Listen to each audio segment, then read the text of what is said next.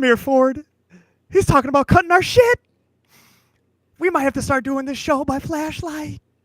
I don't know if we're going to have power here in New York, Michigan, or Minnesota. These trade wars are fucking with us, man. Psych. Here we go, baby. Hold the mic, don't stop for no one. We got generators, baby. We got generators. How we doing, man? Trade wars are in full effect. Here we are. You know, the I Told You So tour is kicking off quickly. A lot quicker right now. A lot quicker than I thought, brother. I'm not gonna lie. Let's be serious. It's going down, man. It is going down. And this is I'm literally watching certain folks like try to downplay this, like Trump's a genius. And I'm like, this is some straight up trash. Straight up trash. What was that old man grunt? That's exactly what it was. That was a middle-aged grunt for you. Don't you use those terms on this show. Oh, for those of you watching, welcome to Hold the Mic. We are your hosts. I'm Ryan Shedd. That's Ian Sherman. Brother, what up, how are you doing? I'm doing good, man. I'm doing good. Better than 5 minutes ago. Right. Hot under that blanket. Yeah, I kept him under there for like 10 minutes. I'm excited for today because my positive for last week was that I got the new setup for the show. Yes. And we spent quite a bit of time this week making sure that it worked right, that it sounded decent.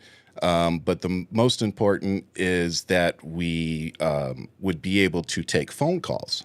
So as you may see now at the bottom, we have a phone number.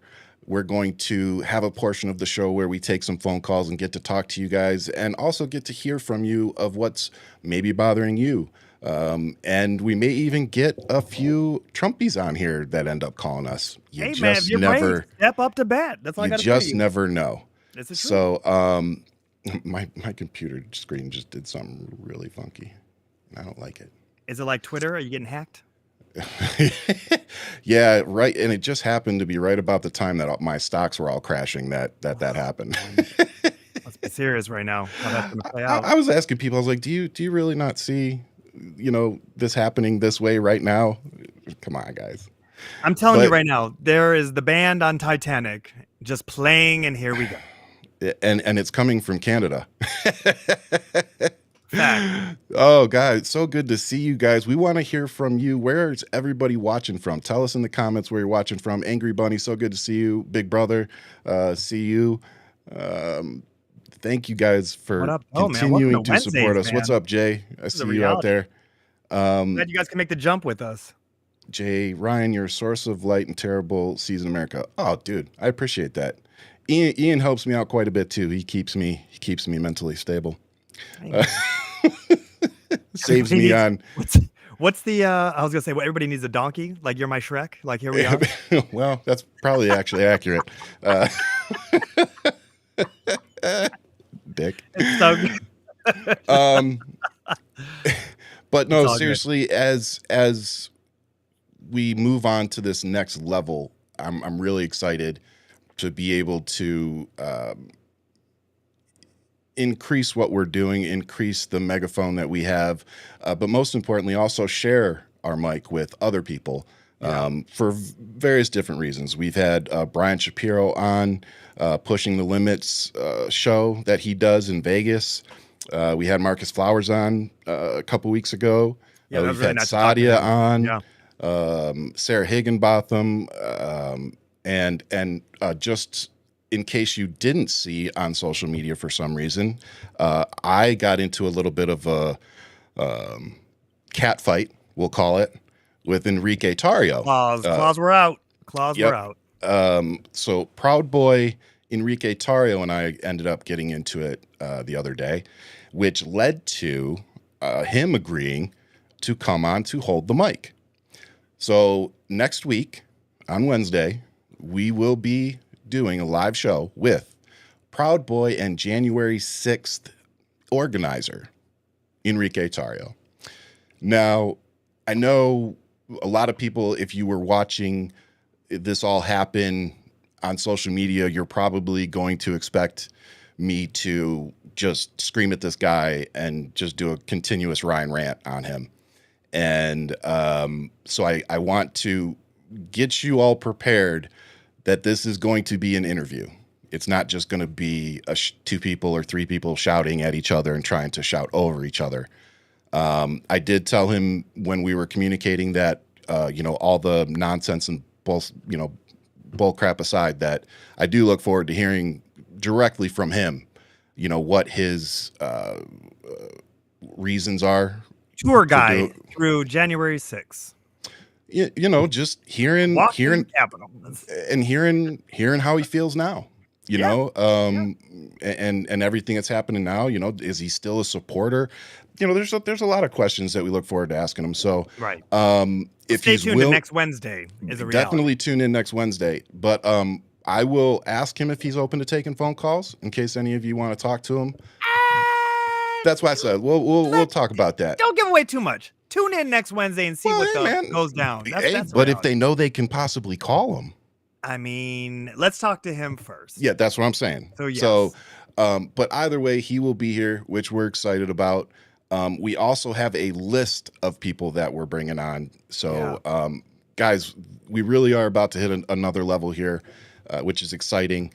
So definitely stay tuned. Make sure you hit that like, subscribe, so you don't miss anything. It doesn't matter what platform you're watching on. I know we broadcast to YouTube and Twitter and TikTok and everywhere. So doesn't matter where you are. Hit that like, hit that subscribe so you don't miss anything. We got a lot of stuff coming your way. Really excited about it. But tonight, it's just back to old school. Hold the mic. Ian and Ryan just bullshitting and hopefully a few laughs along this trying to make some wreck. sense of this crazy time. That's all it is.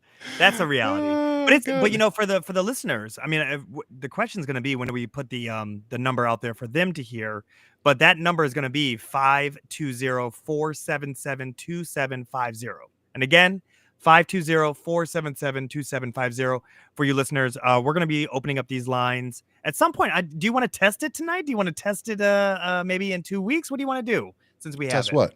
The phone. Are we opening it up for individuals for tonight? No, I think we can try to open it up tonight here in a little bit. Let's get through about half the show and then we'll open it up. Those lines. That'd be exciting. Give us something to talk about. We shout out to Amy. Amy says she loves watching us. So we love all you guys. Thank you. Like I said, I love that you watch me, girl. I just feel like somebody's watching me. Because our wife sure as hell don't anymore. My wife hates me. Yeah, she's made that very clear. Made it very clear. She said, "What are you doing tonight?" I go, "The show that we moved." She goes, "Uh-huh." And she just walked away. There was no actually end of the conversation. Just walked away. Nope. That's usually how it goes. And then you're just left sitting there going, "Honey? Babe? Kids? Dog? Anybody?" Nothing.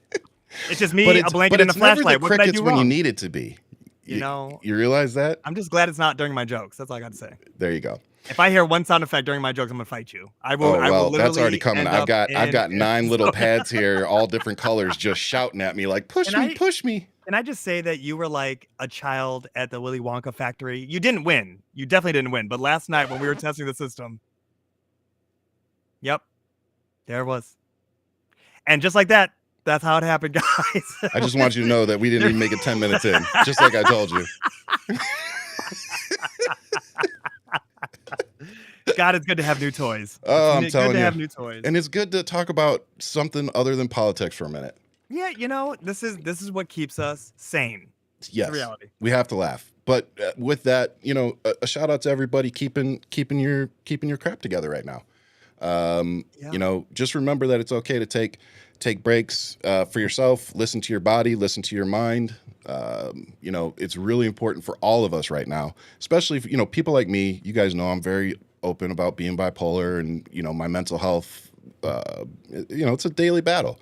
So, shout out to everybody out there, but especially people like me who, you gotta find that balance, man. And when the world literally feels like it's imploding for everybody, it's even more important for us to latch on to those coping things that we've developed.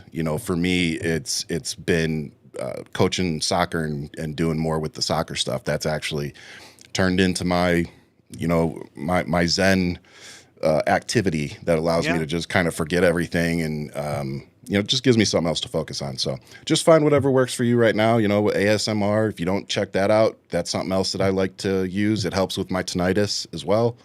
I find smoking crack under the Brooklyn Bridge helps me. But shit. That's me. Yeah. Well, that would explain why you're always late. You put it on me, really? Yeah, on me. You learning all those buttons. You gonna put it on me? Okay. All right. Hey, man. All right.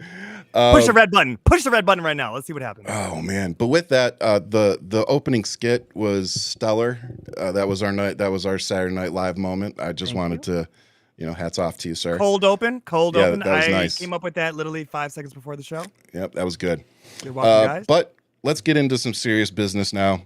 As many of you may have heard today, Donald Trump has doubled down on the tariffs with Canada, particularly steel and aluminum. So he has confirmed that we are implementing a 25% tariff on imported steel and aluminum from Canada, effective at midnight tonight. Yeah. What do you think about that, brother? I think all jokes have a lot of truth, a hint of truth to it. And when I talk about that, and I think about Premier Ford and how they really upped the ante real fast to the point where they had to have a private off the charts phone call. Let's pull everybody off the edge. And everybody stepped down and said, okay, wait a minute. This is escalating extremely fast. I don't think this is 5D chess. I'm going to tell you right now. If his believers, the cult following, really thinks that this man understands what's going on, he's paying attention to the stock market because he's been claiming it since November. And for him to now say that he's not paying attention to it tells you everything you need to know about where he's at in life. He knows Good that point. this is hitting the fan fast, and that's why you see him making this, you put your one foot in, you put your one foot out. My man literally looks like a child doing a dance, and this is going to be ruining people's lives. This is going to ruin your 401k. I really feel for the people who have to retire very soon. Yeah. A thought process I really did have is the people who are talking about retiring in government and now their 401ks are crashing. Like, I really want people to think about this. Like, how do you want to retire if you're not going to get the most amount of money out of your 401k? So now that's going to stop people from wanting to retire from government. So now it's just not making sense. Yeah. It's almost like he should have just literally played golf and rode the wave that Biden had set him up with, because he could have just claimed a great economy back like he was in November, been on the golf course, and then just been relaxing. Instead, he had to run it like one of his businesses, and now America might be his 7th bankruptcy. Yeah. It's just been crazy to watch. There's a video he did about the stock market, and he's talking about there's going to be a lot of people that make some money off of this. That's right. And it's like, yeah, it's going to be you and your friends who have the resources and the funds to dump tons of money into the market and then short the stock market, and then buy it when it's low, sell it anybody that's taken a micro or macroeconomics class and an accounting class can literally see everything that's going on. Right. And they can also tell you that there's no way in hell that you're going to audit the entire government in 4 weeks. No. And I thought about this, Ryan, is with the department that was never created, that didn't exist until 7 weeks ago. Well, not even that. They're not even saving as much money as the IGs that were actually there. They were finding $70 billion each. Like, it wasn't just one IG. It was, they fired 13 to 15. What was it? 15 IGs? I don't remember the exact number. I believe it's 15. Was like, it was in the teens. Fact check me in the comments, please. But I believe 15. And they were, and they have it on opinion piece for New York Times on TikTok. I was really loving hearing their stories. They're finding 30 billion, 70 billion. And we're talking about everything down the list of airplanes charging $7,000 something for a hand soap dispenser. When you talk about actually somebody finding fraud, because what they're talking about with the stuff that they're finding by a kid named Big Balls, you're like, how do we take this serious? Like, how are we supposed to literally look at each other in the mirror and say, this is serious. This is my government. I'm proud of my government. Like, it's a joke. It's an absolute joke. And the whole world is turning against us. That's the only thing that this has showed me. Holland won't even refuel our warships when they get overseas. They're like, we're not participating with you. The way you treated Vladimir Zelensky. Didn't they back off on that?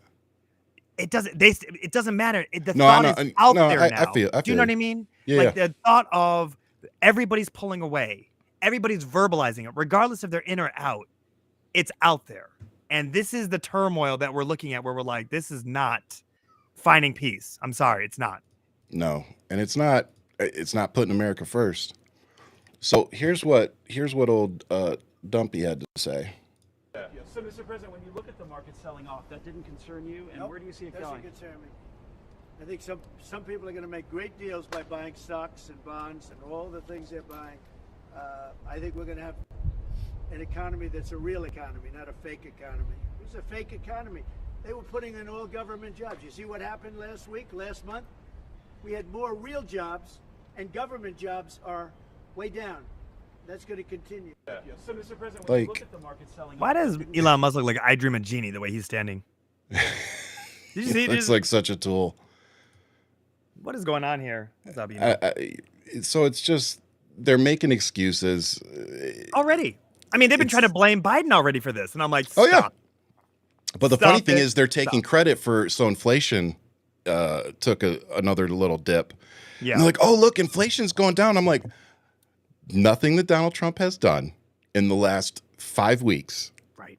is affecting inflation already. What we're seeing is we are seeing the benefit of what Joe Biden and his administration had done to get inflation under control. 4 Now years. What you're 9 going to months of see, growth. that Yes. graph is going to continue to go down for probably another quarter maybe, Yeah. and then it's going to start shooting way back up. That's and it's right. going to be because of what, Ian? The Trump slump.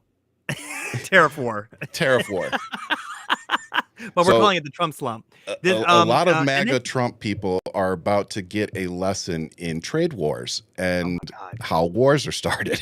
Oh my God. And literally, what did China say? If you want a war with us, may that be a trade, may that be an actual battle. They go, we are going to go to war with you. And it's like, woo, okay. No one's playing with you, America. No one's playing with you. All they need is a boat ride, and we're screwed. And apparently we ain't got no gas stations over there with our boats. So here it is. But I will say my correction is that, and you guys can look this up, Joe Biden had nine growth periods of 9 GDPs where everything was going upward. We had the best GDP in the world. And this man just took it over. And here we are. Tanked it. Here we are. Just like a casino. When we're talking about, I actually looked up the statistics of a casino, of like just running a casino, period. And the thought process that a casino always wins, like there's no reason why that slogan doesn't exist. You know, the house always wins. It's the reality of short-term gains. Somebody can come in and beat the house, but the longer you play, the house always wins. Yeah. And it gets all that plus more back. And when you sit there and you go, how did Trump fail at a business that the house always wins? I'm telling you, like bankrupting a casino, that's something that's that like special. I really want that to sink in people's minds. And now he's running this country into the ground. yeah. So here we are. Anthony, you got a question. I'm going to come back to it because I want to finish our topic, but I'm going to come back to that because I actually had something on. I wanted to say something to the trans community tonight anyway. So, but real quick, let's have a listen to Canada's response to Trump's games. I think, yeah, man, I this is so hard to watch. That's all I got to say. You've just heard the actions we're taking from my colleague and friend Dominique LeBlanc. Canada is holding strong and will continue to do so together. Well, make no mistake though, this is going to be a day-to-day fight. This is now the second round of unjustified tariffs leveled against Canada and Canadian goods. The excuse for the first round was exaggerated claims about our border. We addressed all the concerns raised by the U.S., and in return, They agreed to temporarily abide by the free trade agreement President Trump signed himself with Canada. The latest excuse is national security, despite the fact that Canadian steel and aluminum add to America's security, not take away from it. All the while, there is a threat to further and broader tariffs on April 2nd still looming. The excuse for those tariffs shifts every day. The only constant in this unjustified and unjustifiable trade war seems to be President Trump's talks of annexing our country through economic coercion. Yesterday, he called our border a fictional line and repeated his disrespectful 51st state rhetoric. Well, Canadians have made it very clear that we will not back down and we will not give in to this coercion.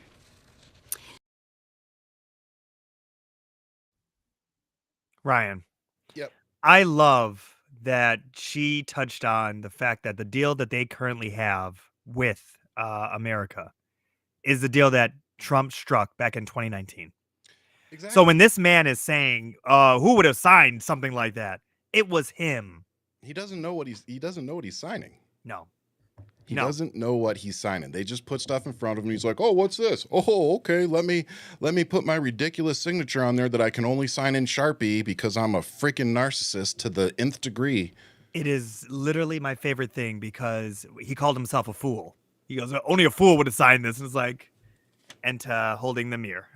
And then on top of it, when he signed it, and again, Ian and I are not trying to start a cult here, so always fact check anything that we tell you. When he signed that deal that he said only an idiot would sign, the moron signed it on the wrong slot. So he signed on Trudeau's line, and then he's like, "Oh, which one of this is actually the one that means something?" And Trudeau's like, "We all get a copy." Like he's just like, "Yeah, you messed up mine. Thanks." You know what, though? I hope he has that framed on the wall. Oh, I would have, really- dude. I'd take Here's pictures this with it idiot.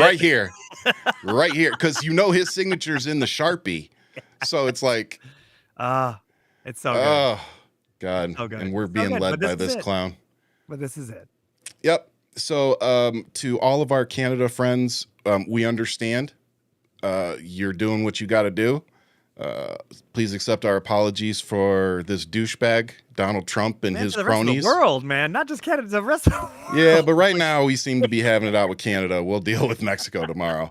Oh, God. That's where we're at right now. But unfortunately, I think in terms of inflation and other things, we're going to see it go down. We're going to see it go down for a little bit longer. Sorry, I turned that down. We're going to see it go down for a little bit, and then it's going to go back up. I think we're going to see unemployment numbers get pretty ridiculous if they're released honestly. I think that's another thing that we all need to be a little cautious about Government is wouldn't can we inflate numbers, would they? Would they try to I control mean, considering information? Donald Trump literally is convicted for inflating his personal wealth Assets? to his assets to obtain loans, Uh-huh. I don't trust any fucking thing that this. Well, Google government wouldn't puts do out. that, though, would they? I mean, it wouldn't like they'd change a body of water just because they're trying to appease somebody. Like, is that?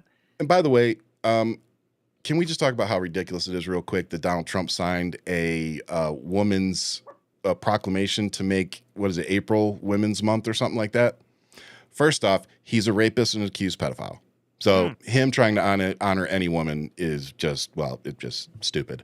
And second, speaking of Google, didn't we just get done removing like Pride Month and Black History Month and, any kind of I thought he month made that a- I didn't thought he made a celebrate white proclamation. Americans? I thought he made a proclamation that February was Black History Month. I'm not making that up. I'm not making. But Google removed it from Google the freaking did. calendars and Google shit. did, but I'm talking about Trump took credit for Black History Month. If you go back and look at what he did, Oh, yeah, well, whatever. he took credit for it. He takes like credit for Columbus. everything. Like Columbus. So okay, and then April is grabbing by the month. That's what it is. I guess. Okay. All right, here we go. The amount of, or the lacking self-awareness coming from this group of people is It's just rich. something. It's something I will never be able to grasp. Yeah. Like they have zero ability to look in the mirror and go, maybe I'm the problem. Yeah. Like maybe I'm wrong this time. Maybe Donald Trump's the problem. Maybe it's not everybody else shouting at me saying that I'm a moron. Right. Maybe it's actually the guy that I'm supporting. Maybe it's the agenda I'm supporting. No, that demands thought, and we know that there's an absence of thought with a lot of folks. You know, Yeah. some introspective, like just looking inward, real reflection is being called upon with what you just said. And I don't think they lack empathy, especially when they try to attack woke. Being woke is just to be empathetic. Let's be honest. To really think about other people, to pay attention to other people's causes, what's happening around the world. Yeah. You know, having your head in the sand and yet calling Joe Sleepy Joe is peak for MAGA. Yeah, it really is. And with that, so Jody, we love you too. Don't make Ian jealous. He wouldn't like that. It's all good. I got my fans. You know, my mom's here. I'm not even worried about you, Jody. There you go. Ma Dukes. What up, Ma Dukes? So I like this comment. Do you mean what Doge is finding, that they have no inkling what it is, so they make something up like transgenic versus transgender? Transgender. That might needs to be a thing. I don't know if that's a thing. Talking about Caitlyn Jenner. Transgenic Bruce Jenner? Who? Yeah, well, that's what Donald Trump demands he be called. Yeah, that was interesting. So I want to see how that is handled. I do. So, but to the transgenic mice versus the transgender mice. If you don't know anything about this, go Google it. It's funny because what Donald Trump and Elon Musk and all of them used as a talking point was that the government spent $8 million on turning mice transgender. I wish I was kidding. Now, what it actually was, it was an $8 million grant to do a study for At a university. for transgenic mice, which entails injecting cells into the mice to make their tissue more replicable to human cells, meaning that when they do any kind of tests on the mice for whatever the test would be, for viruses, whatever. Cancer research. Anything. Exactly. That their little bodies are going to respond more closely to humans than mice. Right. That's what it was for.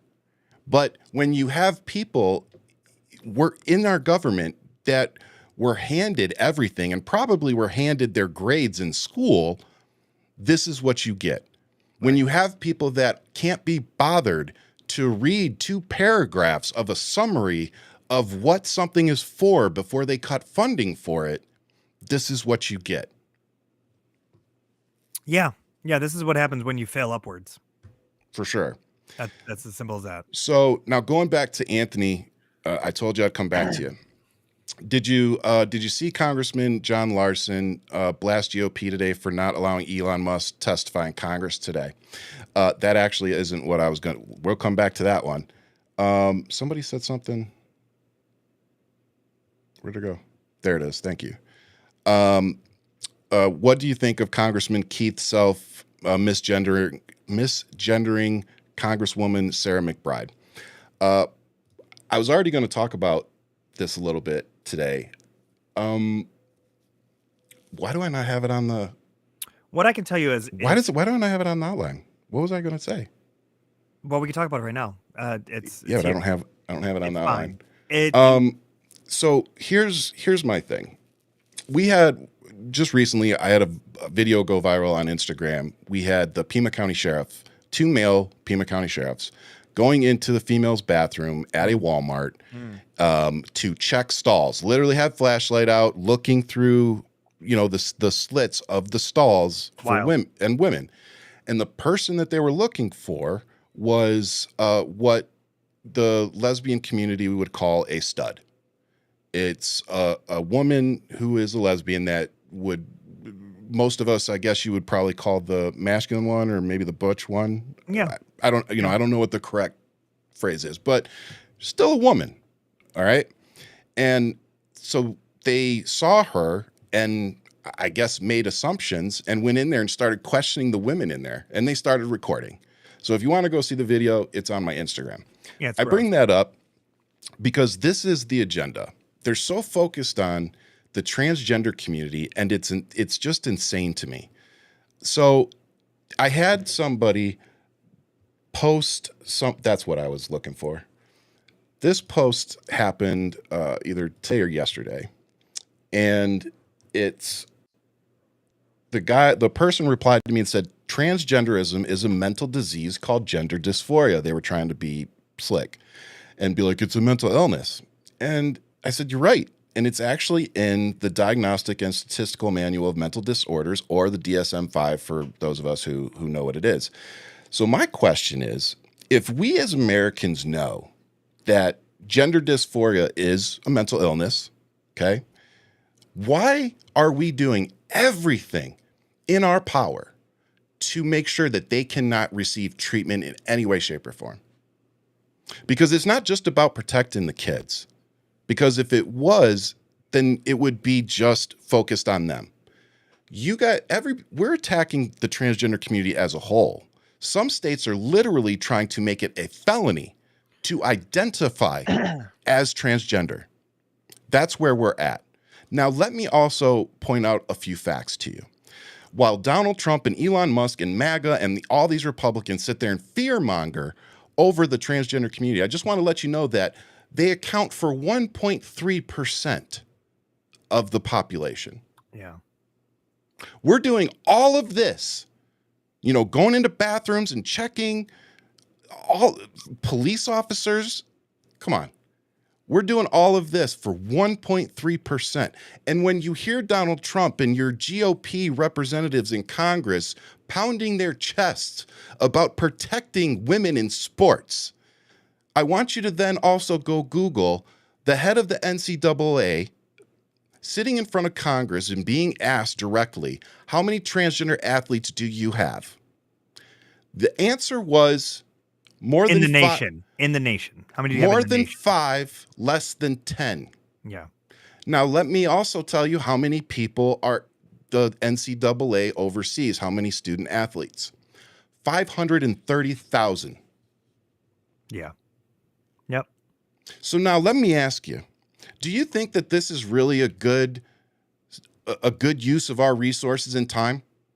All of the shit you're seeing in every state and at the federal level to go after this community, you're literally going after one person out of 100.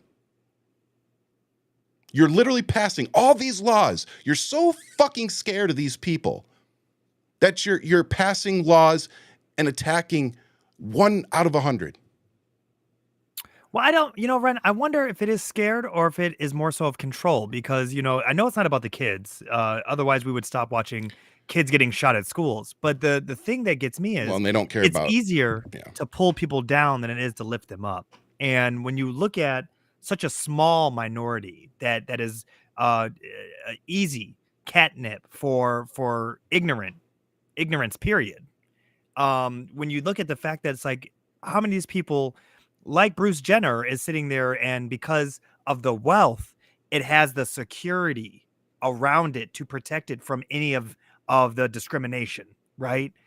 I don't think any of us are going to be able to walk up to Jenner and say what we want or be as rude. I mean, yeah, it might be in passing as they get into their BMW or into their whatever mansion, right?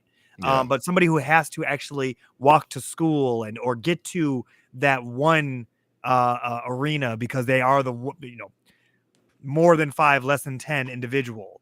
Yeah. And you're sitting there and you're like, okay, so it really is about tearing them down and trying to control. Yep. That's what we're really watching unfold right now. And this whole video, which is really gross, I do highly encourage anybody to watch it, where this chairman addresses a sitting congresswoman, and literally call them a man, call them by their government name, and not by the name of who they are now and for how long they've been, right? Mhm. They've been transitioned. This is not like, oh, I just did it last week. This is a first elected official. And when you sit there, what I have to say though is, I don't know if you picked up on it. Her response to it was everything to me, because he says Congressman blah blah blah, and then all you hear is Sarah go, thank you, Madam Chair. I just said small victories. Because she was just like, yeah, you want to misgender me? Like, it's not a problem. I got it right back. And it was actually, and this is the part I liked, it was the gentleman that was sitting right next to him that took the most offense to it. Because Sarah, Congresswoman Sarah, was like, I've dealt with this shit for a long enough time. I have thick skin. The gentleman next to the chair, Madam Chair, he's the one who stopped everything and demanded the respect be given. And that's our role.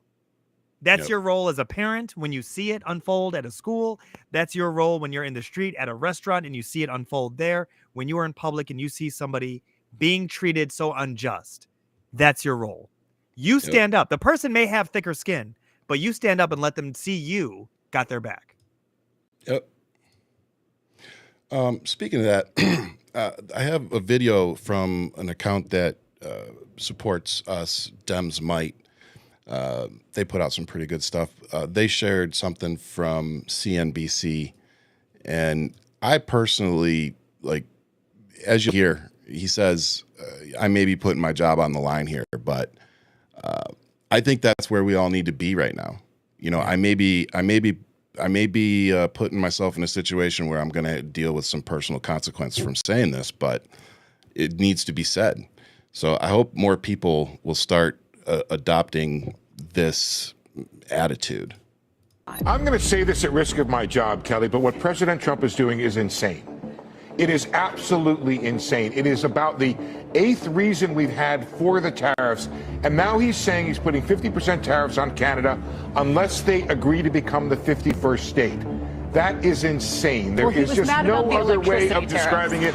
And the trouble, Kelly, is that it shows there are no bounds around President Trump. This is very different from the first administration, where there were people around him who seemed to, I don't know what the word is, but smooth over some of the edges now. And the other thing that's not talked about, Kelly, is what's going on within the administration in terms of how they're treating the Constitution and laws. I think all of that is bad for the attraction of. Yeah. I asked the question, Ryan. Go ahead. At what point does every American here not show up for work when we see that this place is going somewhere we don't want to be a part of it? At what point is our protest not to be in the streets, not to let them try to get us to be angry in a way that we are putting our bodies out there to fight their militia or anything, but to literally hit them in their pocketbook? I'm calling on an all-out element where it's strategic strikes. We're watching it happen with Target. We're watching it happen with Amazon. We're watching it where we are being very selective with our money, and we are hitting them in their pocketbook, and it's showing. Look at Tesla failing. It's falling fast. This man lost $13 billion today alone of his own stock, portfolio. Yeah. And when you look at this and you think to yourself, what happens if Americans don't go to work for a day, don't go to work for a week, literally just pull out completely, and they just say, until this man steps down, until Congress does their job, we will not be showing up. We will not be earning that check. And I understand that there's people who are in dire need, but that's a part of community. If we can all support each other in a community on a smaller level, well, there you go. And I know that sounds like socialism. I know that sounds like crazy peak, but at one point, what we're seeing is not normal. When do we meet that match? No, I actually agree. I've been on social media and Twitter telling the left, it's time to arm up. I know a lot of people still have faith in the system.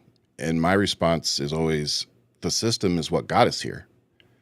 So, I think I'm not hating on anybody who's, figuring out whatever works for them right now.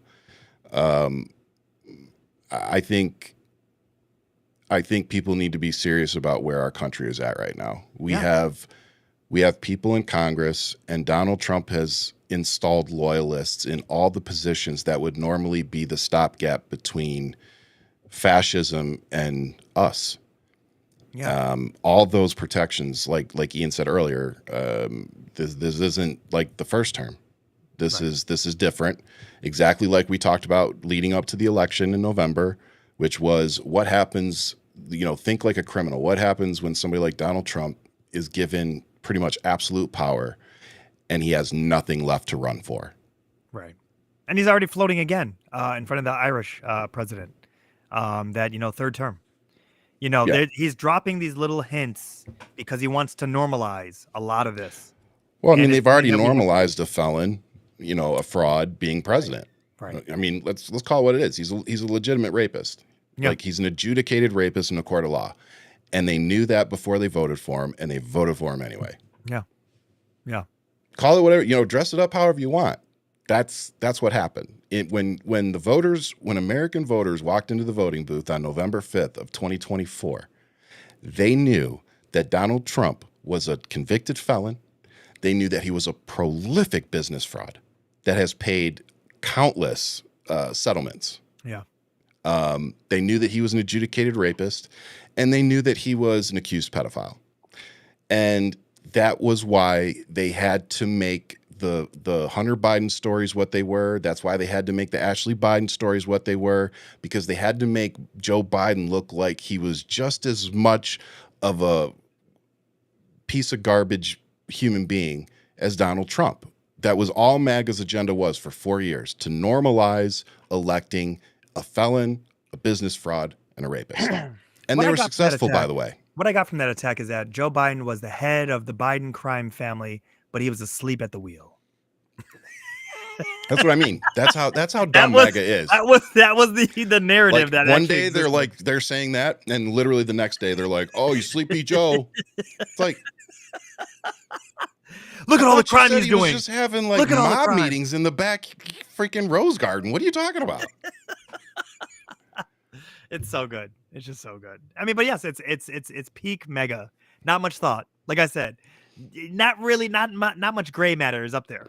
So here we are. Oh yeah, that's another good one. The 10 Democrats that voted to censure Al Green should absolutely be voted out. Personally, I think they should be dragged out. Let me give you guys a little bit of context of one of them because I know of their district. Tom Suzo. Tom Suzo took over the district that was originally George Santos, if you remember that character.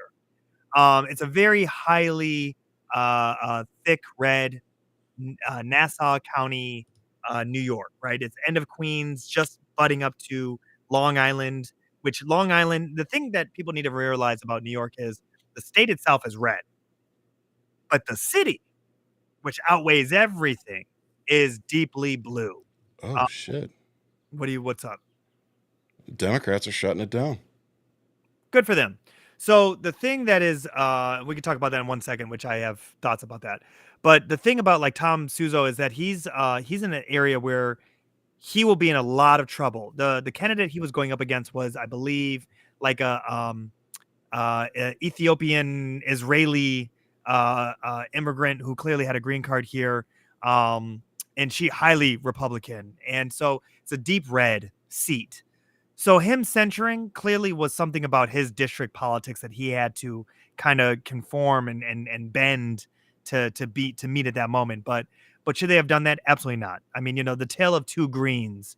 You look at Marjorie Taylor Greene and how her antics and how Democrats didn't pull any of this. They allowed her to be loud and do whatever, and they kept it moving. Matter of fact, Joe Biden did a phenomenal job at his last State of the Union where he set them up for failure because he brought up the fact of Social Security and everything and how they want to get rid of Medicaid. And look at where we are today.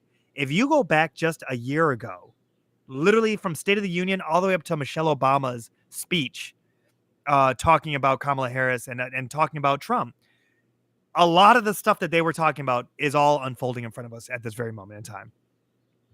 Ryan, you look like you're deep in thought. I'm just reading some of this. So the Senate is what you're saying? Democrats are shutting it down? Chuck Schumer. Yep. They are not voting for the resolution, likely leading to government shutdown. Good for them. Yeah. My concern that I will tell you about, it's easier for Elon Musk, and maybe this is the reality. It's easier for Elon Musk to now go through systems and start, really gutting things, because it'll be a little calmer with governments if a government shutdown. Yeah, it won't matter. Well, look, we've been asking the Democrats to do something. Don't fucking cry now that they're doing something. Yeah, and that's my congressman, So Schumer. I want to see him doing something because, like, literally, it's either this or we arm ourselves. So, if anybody's got better ideas, please call us, tell us, let us know what better ideas you have to stop what's happening. We are alienating all of our allies. We're literally going around as they're talking about America first. They're talking about going and buying Greenland and Canada and Mexico. This is a joke. It's a joke. This guy doesn't sound smart. He sounds like a moron. He's done nothing but go after people that he views as wronging him. He's going after every lawyer, every judge, everybody. That's all this is. It's a big old fuck you tour, and we just get to sit back and watch. So again, I ask you, what has this dude actually done to lower inflation, to lower gas prices, to lower grocery prices? Show me what he has done or started to enact, because it's nothing. And again, if you're talking about Elon Musk and Doge and all that stuff, they haven't found anything. You cannot go from a department that does not exist in any way, shape, or form. Not a building, not on paper. It was an idea up until January 20th of 2025. Yeah. And then it started whatever it's become. So from January 20th until March 12th, not even 2 months, you're telling me that this guy has gone through the majority of the government and found billions and billions of dollars in fraud, waste, and abuse? If you believe that, you shouldn't be able to vote. Like, if your body didn't tell you how to breathe, I think you'd probably forget. This is insanity that people think Elon Musk is in this to help America. Right. This is a dude that holds 3 citizenships. Okay? So he's got South Africa, Canada, and here. And I'm like, here, Canada actually has some balls, and their people are actually pushing to have his citizenship there revoked. That's right. So once again, another country showing America how to do it. This guy comes from money. He's not some self-made guy. At least Bill Gates started in a freaking garage. That is not how Elon Musk got his start. He got his start mind because Daddy had a safe that he could open whenever he wanted to and just leave an IOU. And again, I'm not trying to start a cult. Go research everything I tell you. So you want me to believe that this guy who's getting billions and billions of dollars in taxpayer money to subsidize his businesses, again, Tesla wouldn't even be a fucking thing right now if the government hadn't subsidized it. What was it, 2012? Somewhere around there, 2014? So again, Elon Musk is a fucking failure that if you take away government money from him, he would cease to exist. Like, it really is that. And so now what we're seeing is you have 2 men, Donald Trump and Elon Musk, who all the rich people in the country and even in other countries are too invested in to let fail. And those same people said, you know what? Let's go ahead and just let him have the keys to the kingdom. Let's go ahead and let Elon Musk do whatever the fuck he wants. And then we'll just excuse it and say, well, the president told him he could, so. Again, if George Soros was allowed to do what Elon Musk is doing, the Republicans, MAGA, Trump supporters, you guys would have picked up your pitchforks and drove your semi-trucks from wherever state you lived in all the way to Washington, D.C., and you would have dragged that dude out. You would have dragged them all out of the government, and you would have. You fucking know it. You still talk about George Soros. It's not George Soros that's in our government right now. Literally. He's not the billionaire immigrant that is being allowed to fuck us all in the ass. Right. Because that's literally what he's doing, especially if you're a veteran. Like, if you're a veteran, you voted for Donald Trump and you're still happy, like, you are not paying attention. That Agent Orange is creeping up on you if you're sitting there. I cannot believe where we are at. As a veteran, just as a man, I cannot understand people that I've had in my life that I thought were good people, smart people. And then it's like you see them buying into the lies, the misinformation. It's like, do you even like go read? Do you even like bother to go check if Donald Trump is telling you the truth? More importantly, do you ever sit down and listen to him and listen to the content of his speeches? Right. Like, he just makes vague statements. He doesn't give any type of detail. And again, if you're talking about fucking Doge, why don't you show us something? You haven't showed us anything. You developed a website that you put a bunch of information out there for, and then you have to keep taking it down because it turns out to be bullshit. So again, going back to what I said, there's no way that you start 5-6 weeks ago with a whole department that didn't fucking exist and make it through half or 3/4 of the government systems and come up with billions of dollars in savings. If you believe that, you are a fucking clown and likely the reason that we ended up with Donald Trump back in the fucking White House. Ryan Ram, baby, we're back. Yes. Angry Bunny called it too. Great job being your bunny. Miss you. Ryan, I think you're absolutely right, spot on. And the thing that I always encourage anybody is look at the court cases. Trump is losing court case after court case right now. Still. And of course, the news is not really producing a lot of this information, as in it's not making front page, because that's the tactic of Trump. I'm buying Greenland. That makes the news. I'm doing these tariffs. That's making the news. You know, all this. I'm not doing tariffs. That's making the news. But it's like you look at all these court cases of people who are literally suing him and getting their positions back, or literally delaying whatever the inevitable is, but they're literally holding things up in court. Here's the biggest thing about Doge. They haven't brought one case to Pam Bundy. They have not brought one case to prosecute when they talk about fraud. Yep. It doesn't exist. If it was really fraud, now don't get me wrong. If they disagree with how things are being spent, that's a different conversation. Yeah. That's not fraud. If you want to talk about literally the bills that were passed, the actual American spending that went through the House and the Senate and then signed by the president, and now it's there, and the allocation is supposed to be then sent out. That payment should be going to where it has to go. Guess what? He lost that in court. They had to pay the money to USAID. And it's just like, it's one of those things where you're like, you guys can't hide all of this information. But at the same time, it takes you just taking that one extra step to go look for it. Now, Yeah. I don't know who's hurting and why they feel that they need their savior to be Trump. That's a whole different deep dive that we could get into. But when you see what's unfolding right now, and you see the people who voted against their own interests, the farmers, the veterans, senior citizens, you know, hell, let's go there. The Latin community, the Muslim community. When you see a number of these aspects that are there, and then you go, well, what did you expect? You had 4 years of him. He literally was lying about COVID. He was telling you to use bleach. He was telling cruise ships, do not dock in America. I don't want these numbers on my resume. You guys, go back and look at it. He had a cruise ship stay off port as long as he could, so those numbers were not a heavy wave of COVID because the whole ship was infested. Yep. Go look it up. Yep.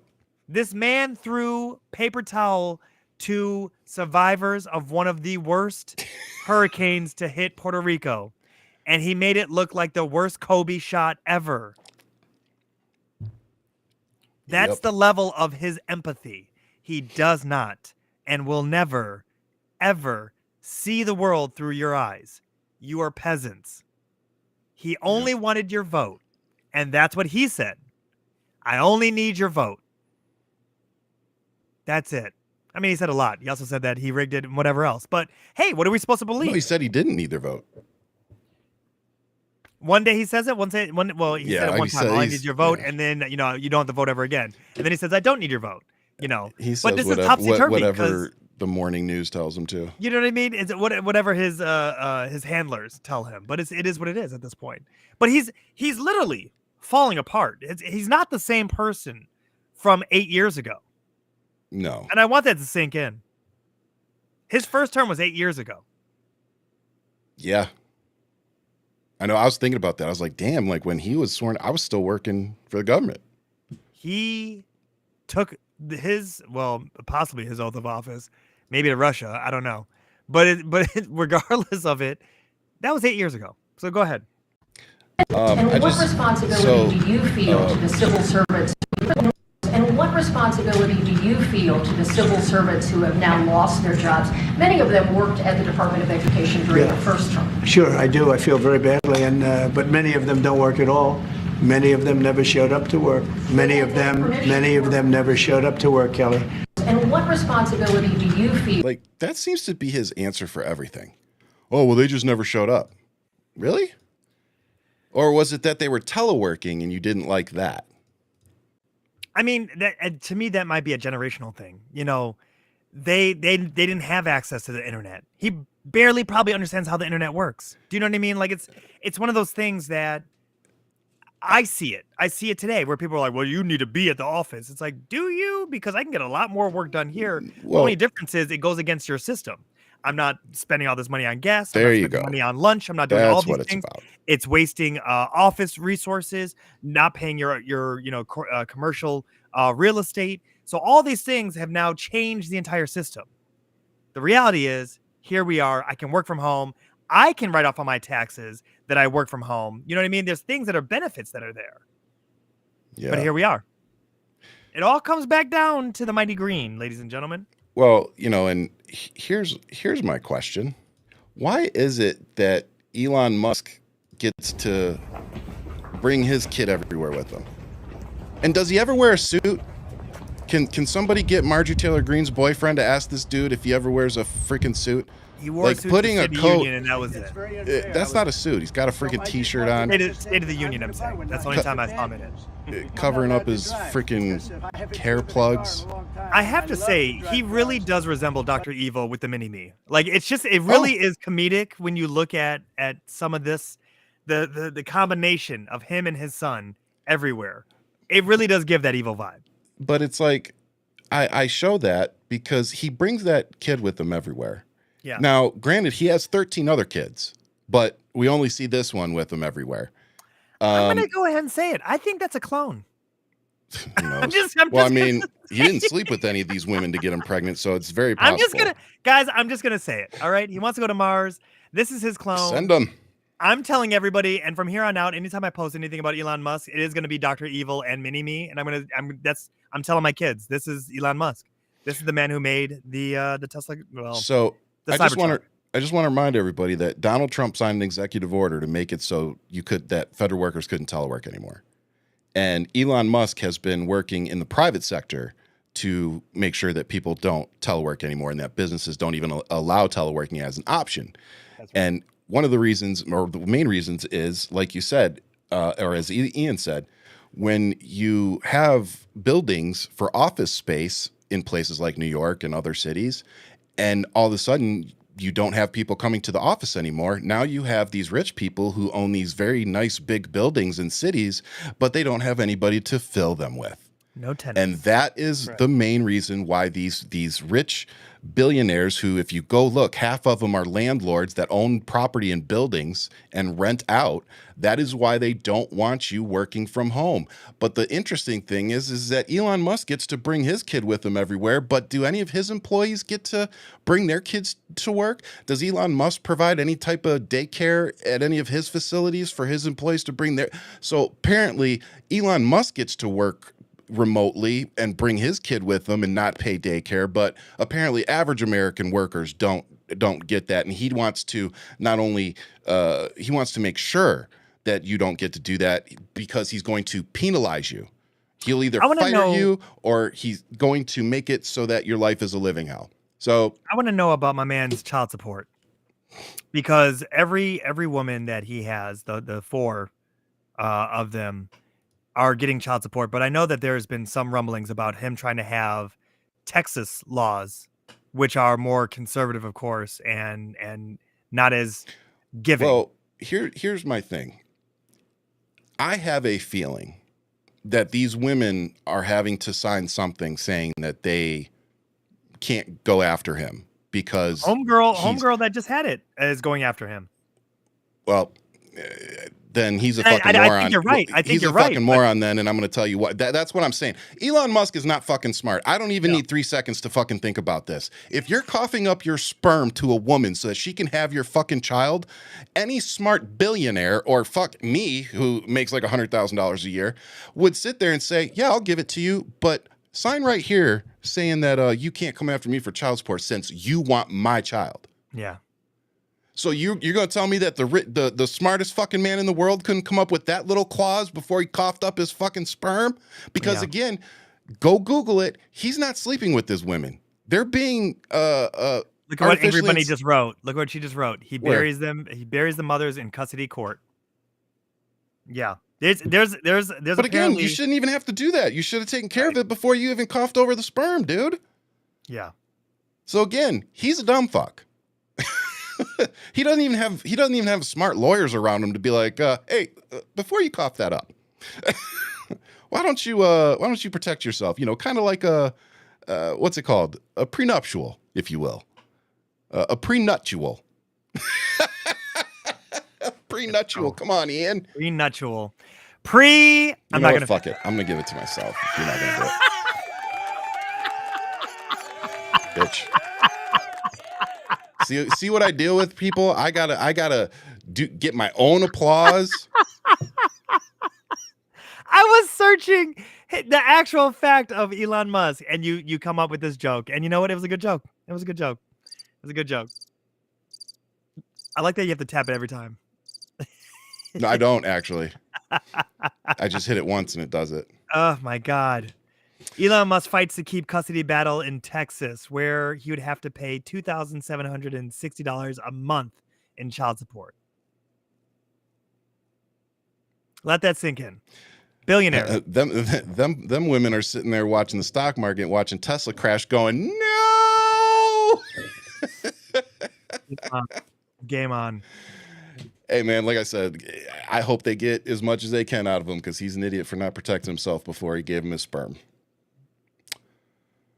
Wow. Here we are. So again, just to recap, for those who may have jobs and shit that can't pay attention, Department of Education is cutting 1,300 employees. Trump doesn't care, and and the American people that voted for him seem to believe everything that they say without any proof. And this is gonna be fun. This is the thing that I really hope people who are MAGA, because I'm just going to say it. Uh-oh. You have people who have children with disabilities. You have people who are clearly dealing with whatever on a spectrum now too. These are the kids that are going to suffer the most and fall behind. And when you look at you see these people who literally voted where they thought they were going to hurt somebody else. Yeah. Because there's no other way for me to think about it. You were upset that people were holding racists accountable. You were upset that they took out people like Derek Chauvin for murdering an innocent black man on the streets. You were upset that you watched this blowback of the Confederate statues that were literally put together, erected, and implemented into America during the 1960s, during the height of the civil rights movement, as a reminder for people to stay in their place. Mm-hmm. You were upset about that. And you thought that this was going to affect you. And instead, it's like Trump pissing in the wind. You literally have affected yourself because you look at a number of the red states that are now about to really crumble. Did you hear about Nebraska? They're talking about in 4 months they could possibly go completely broke as a state Mm-hmm. because they have no farmers, meaning the hands on deck, the immigrants that they were using as free labor practically because of the cheap wages they were paying them. They all left the state of Nebraska. So now these farmers don't have anybody who wants to take the job. Well, guess what? Now you can't sell that to whoever that was. If it was the government, well, guess what? The government just said they're not doing these things because of tariffs. Well, China's not buying soy. So if they're not buying soy, that means they don't need your product anymore. US aid is not buying your product anymore. The government was literally investing in our own people to create things, materials, food, crops, whatever, for us to have a global trade. And now here we are. The tailspin. Are we winning yet? Is the main question. Yeah, really. And something else, because we're talking about the Department of Education, and I just like taking any opportunity to go at Vivek Ramaswamy any chance I can. He just I love how you say his posted. name. Uh, Vivek Ramaswamy. I don't give a shit. I know. Get the cell Education. phones out of the schools. Yeah. Are you fucking stupid? So let me just. One of the reasons that you want your child to have a cell phone is in case something like Uvalde happens, so that they can call for help, call 911, call their parents, let them know what's going on. Hey, come get me. This shit's getting crazy. Or call to say goodbye. Or just send a text. Hey, I love you, Mom. Not sure if I'm going to make it home. Whatever the case is. Yeah. There's reasons. There's very good reasons to leave these kids alone and let them have their cell phones. Now, as a teacher, if you want to, make it so they have to put them out the front. I remember I had a teacher who used to make us put our pagers up on the desk because they would make noise. That tells you how old I am. But there's plenty of things that can be done inside of the school to mitigate the phone usage. Right. But just taking them away or not allowing them in the school is a very, very bad idea, especially for safety concerns. So the fact that we have to tell MAGA this is just insane. But the one that really got me was somebody replied to it and said, when's the last time you were in a classroom with 35 high school kids trying to conduct a lesson on finding the parabola? Until that happens, you can be like every single other person and leave your opinions out of education. And my response was a little colorful, but it's based like, so you're basically telling parents who are saying that they want their child to have their phones for safety reasons, you're telling them to piss off because they're not the ones teaching your. You know what? If you can't handle 35 kids with cell phones, then maybe you shouldn't be a teacher. Maybe you should go make donuts at Dunkin', because that seems to be a little more up your alley. Because if you are so incompetent that you can't handle that, then I probably don't want you teaching my child life lessons. Well, I think that it's a fine line, Ryan. There's enough distraction with hormones and people and things and their own personal little baby lives as they're coming into their own adulthood to then have a device that has access to everything that they could possibly want. And the temptation that we have not studied yet. We don't have enough data to really look at youth growing up with technology. But at the same time, if you can captivate, if you can steer their young minds and have them grab onto whatever the lesson is for the day. I know you're not going to win them every day, but that's the reality. How do you win them most days out of the year? But if it's a safety reason issue and you need it for that reason, okay, it stays in your bag. If I see it, I'm going to hold on to it. You make an example out of one child. Your phone is my phone now until your parents come here and pick it up. Because now every other kid's, I'm not going to get caught with my phone. You know what I mean? Like Exactly. there's that moment that's there.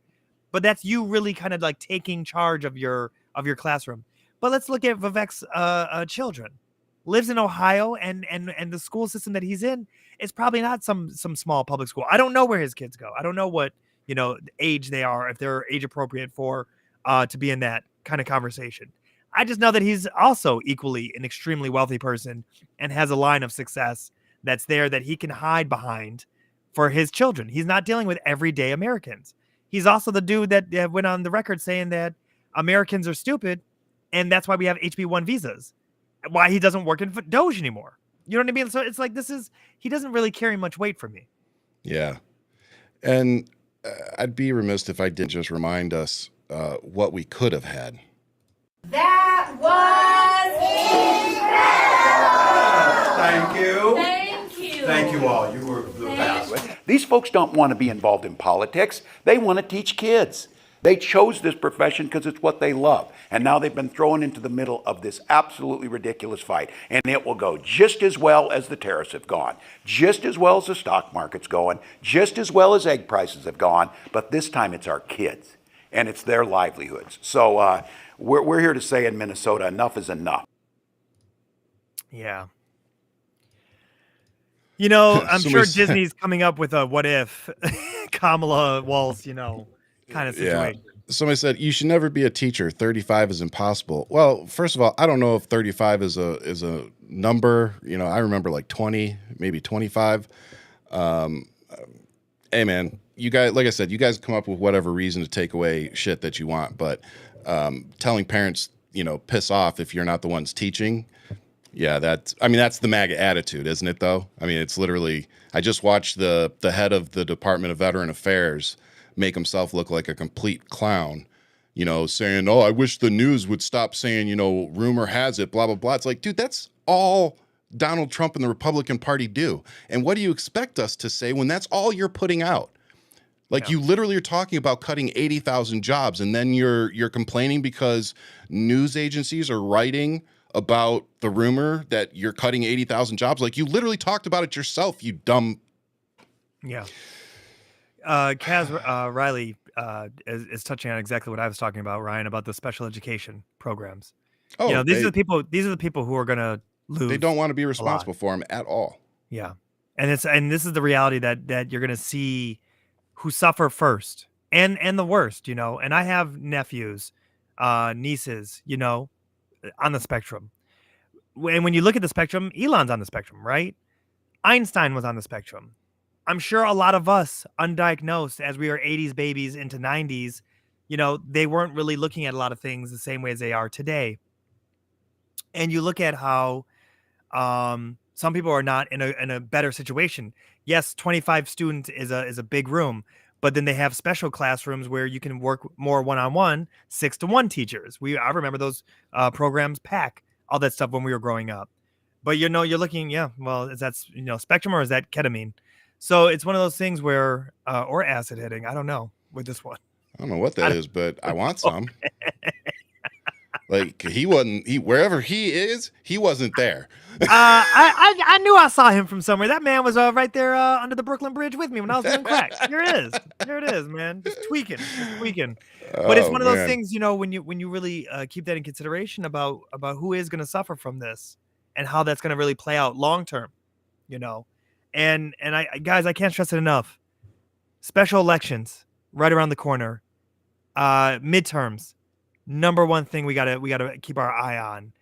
These are the things that are gonna really put a dent in this administration and start creating the roadblocks necessary. Yeah. You know what else I didn't have on my bingo card was Former Mitch President McConnell. Trump has proposed a 200% tariff on John Deere tractors if they're made in Mexico.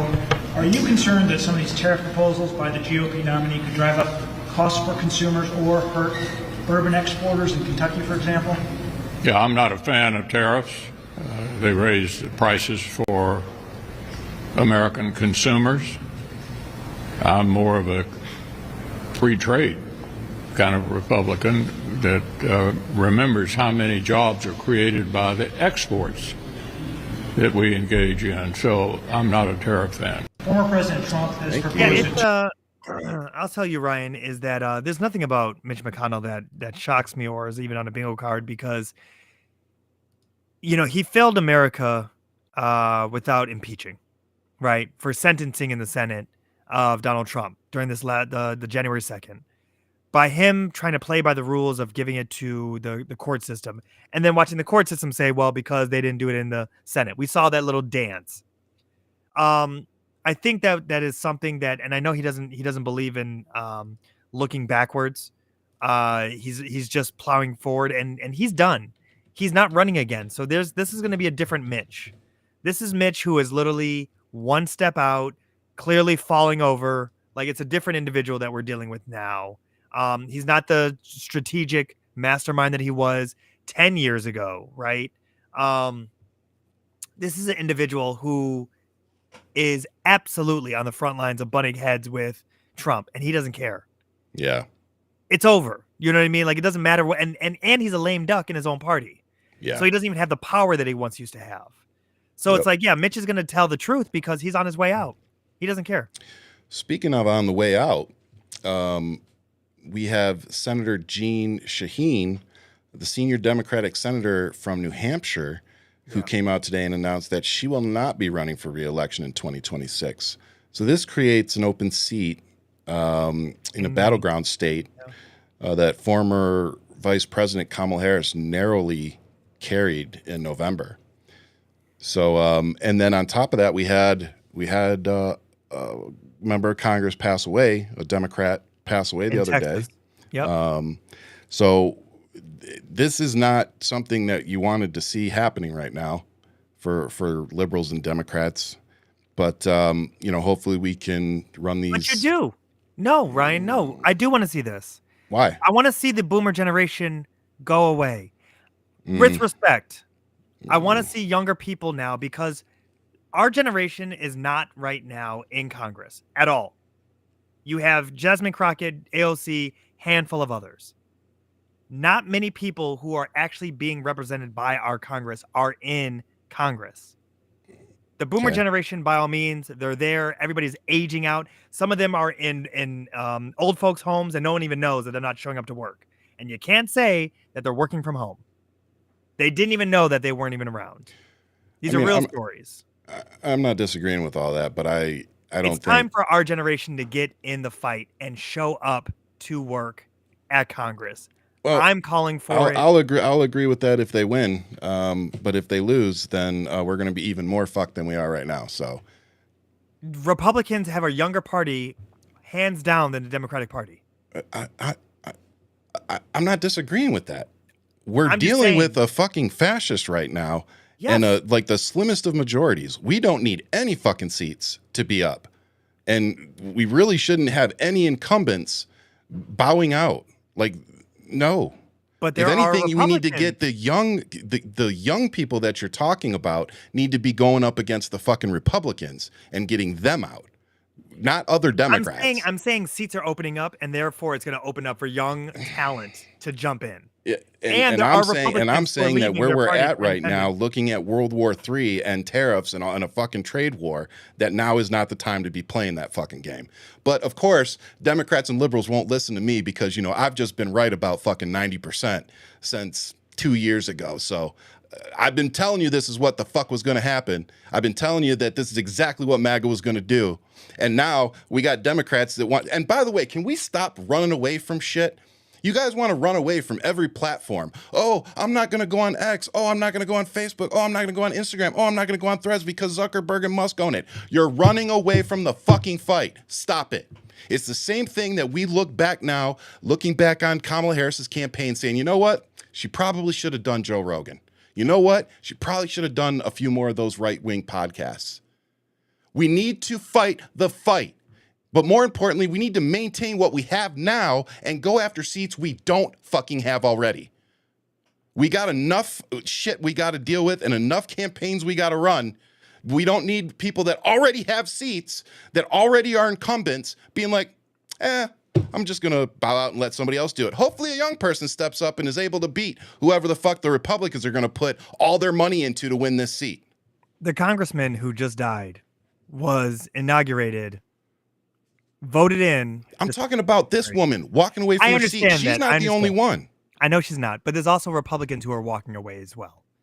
It's not just Democrats. There are Republicans who are stepping Yeah, down. but the Republicans, when they step down, they already have somebody that they're going to put in there, and they already know that they're going to win. And most of them are in a district that is 10 to 15 plus swing for Republicans. Because so of again, it goes gerrymandering. back to Democrats Yes. not having a fucking plan and people bowing out and them having no viable plan or fucking person to take the slot. So Well, my what you're question would be, touching on- okay, so we've got Jean Shaheen. She's bowing out. Who's your replacement? Who's the Democrat? What's your plan? Because she's already announced she's stepping out. So you should already have who the Democrats are planning on running and already be running this campaign. So who the fuck is it? You're not wrong about that. But you got to let the news do what the news does. The news was she's stepping down. Yeah, letting the news do what it does is how we got Donald Trump back in office. I'm kind of tired of letting the news do what it does. Well, the news with Donald Trump is they cannot help themselves because that's catnip for whatever. He's going to steal the airwaves. But with this in general, you bring up a great argument, which is where the Democrats really fail. They're not bringing their talent up front, i.e. the Jasmine Crockett's, the AOCs, who are really in tune with what's going on in today's fight. Even Al Green, he stood his ground at that State of the Union, and he said, I knew exactly what I was doing, and I knew that I was going to have to walk the walk. And what did 10 Democrats do? Some of them young? You're not wrong. What did they do? Tell them. Tell the people. Join the Republican Party to censure their own. To slap him on the fucking wrist and say, yeah, we don't think he should have done that. We don't think he should have stood there and told a convicted felon, a prolific business fraud, an adjudicated rapist, an accused fucking pedophile who's tanking our fucking economy and hasn't delivered on anything that he's done. And now is calling for Thomas Massie to be kicked out because Thomas Massie actually had the balls to stand there and say, you're not delivering on what you promised us, the Republicans, the MAGA people. You're not delivering. So no, I'm not going to vote for that. And what does Donald Trump turn around and do literally an hour later? He puts out a post saying that they need to remove him from Congress because he had the balls to tell him no. Yes. Yes. And that's the thing. That's a glimmer of hope within the Republican Party that they will not be a cult. Well, And we'll see. No, because we'll see. Yeah, no. The Massey is not a glimmer in the Republican Party, but in this one Not saying instance, that, it was very but that's all interesting. it takes is a spark, Ryan. It takes a spark, and it's starting to show. Because even when you see the fighting, that Elon Musk cannot sit there and say that he's running Doge, then them saying he's not running Doge, then them say he is running Doge, and then to see little Marco Rubio find his kahunas to step up and say some things and behind closed doors. So Angry Bunny brought up, I'm glad you brought this up. Have you seen Gavin Newsom doing shady stuff with Charlie Kirk and his whatever the name of his podcast is? I really don't care. So Gavin Newsom started a podcast, and the first person that he had on his show, not Jasmine Crockett, not AOC, not anybody from the Democratic Party trying to stop Donald Trump. Nope. His good idea was to bring Charlie fucking Kirk on, an extreme right-wing lunatic and racist, by the way. And then he goes on to tell him that his 13-year-old kid was begging him to not go to school so that he could talk to Charlie. Well, so you're clearly a fucking failure as a father if you're letting your 13-year-old watch Charlie Kirk. And then more importantly, if you're who a lot of people thought were going to be the heir apparent for the Democratic Party and run for president in 2028, why on God's green earth are you bringing Charlie Kirk and Steve fucking Bannon on your show? Not only are you bringing them on your show, but they're the first and second guest on your show. Yeah. So clearly, Gavin Newsom is going to try to bridge this gap between extremist MAGAs and whatever the fuck he's doing, which is going to fail miserably because most liberals and Democrats are not going to stand for that. Like touching Charlie Kirk, that's pretty dumb. That's the third rail. That is. It really is. Like, and he is like, I literally was one of the people going, I think Gavin Newsom would be probably our pick to win. I think he could actually win. And here he goes, literally showing me that, nope, not him. Unfortunately, the best person to run for office for the Democratic Party won't stand a chance and won't get enough votes. And it's sad because Pete Buttigieg checks all the boxes off. He's got the balls to go into to go into their house, go on Fox News, sit there very patiently, unlike myself, and calmly sit there and debunk everything that they throw out. And that's what I want.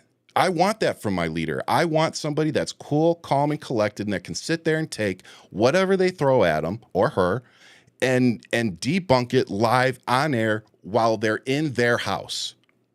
That's what we want. That's what we need. So this mentality of running from all these platforms and saying, oh, well, we're protesting the platforms. That's great. Problem is you're also leaving the fight and leaving it and letting them have it all and push their narrative with no pushback. Right. And that's the problem that I have with it. It's like, I get it. You don't want to put money in Elon Musk's pocket. I get it. You don't want to put money in Zuckerberg's pocket. I get it. But there's a bigger fight here that we need to be focused on more than just protesting Elon Musk. So I guess my hope is that It's you'll not see just Elon, though. Target just got it, too. I mean, they're really showing that we're hitting people in the pocketbook. I think that's a little, I think those are two different things.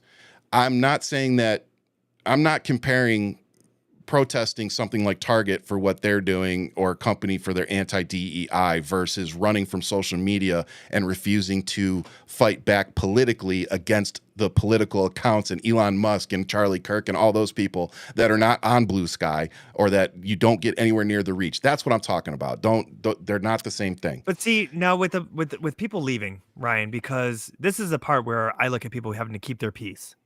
They're not looking for it. They don't want to engage. They're not interested. But that's not what they're doing. They're going to another platform and they're still doing exactly what they're doing. They're just like, oh, I'm just not going to do it on Twitter because I don't want to give Musk money.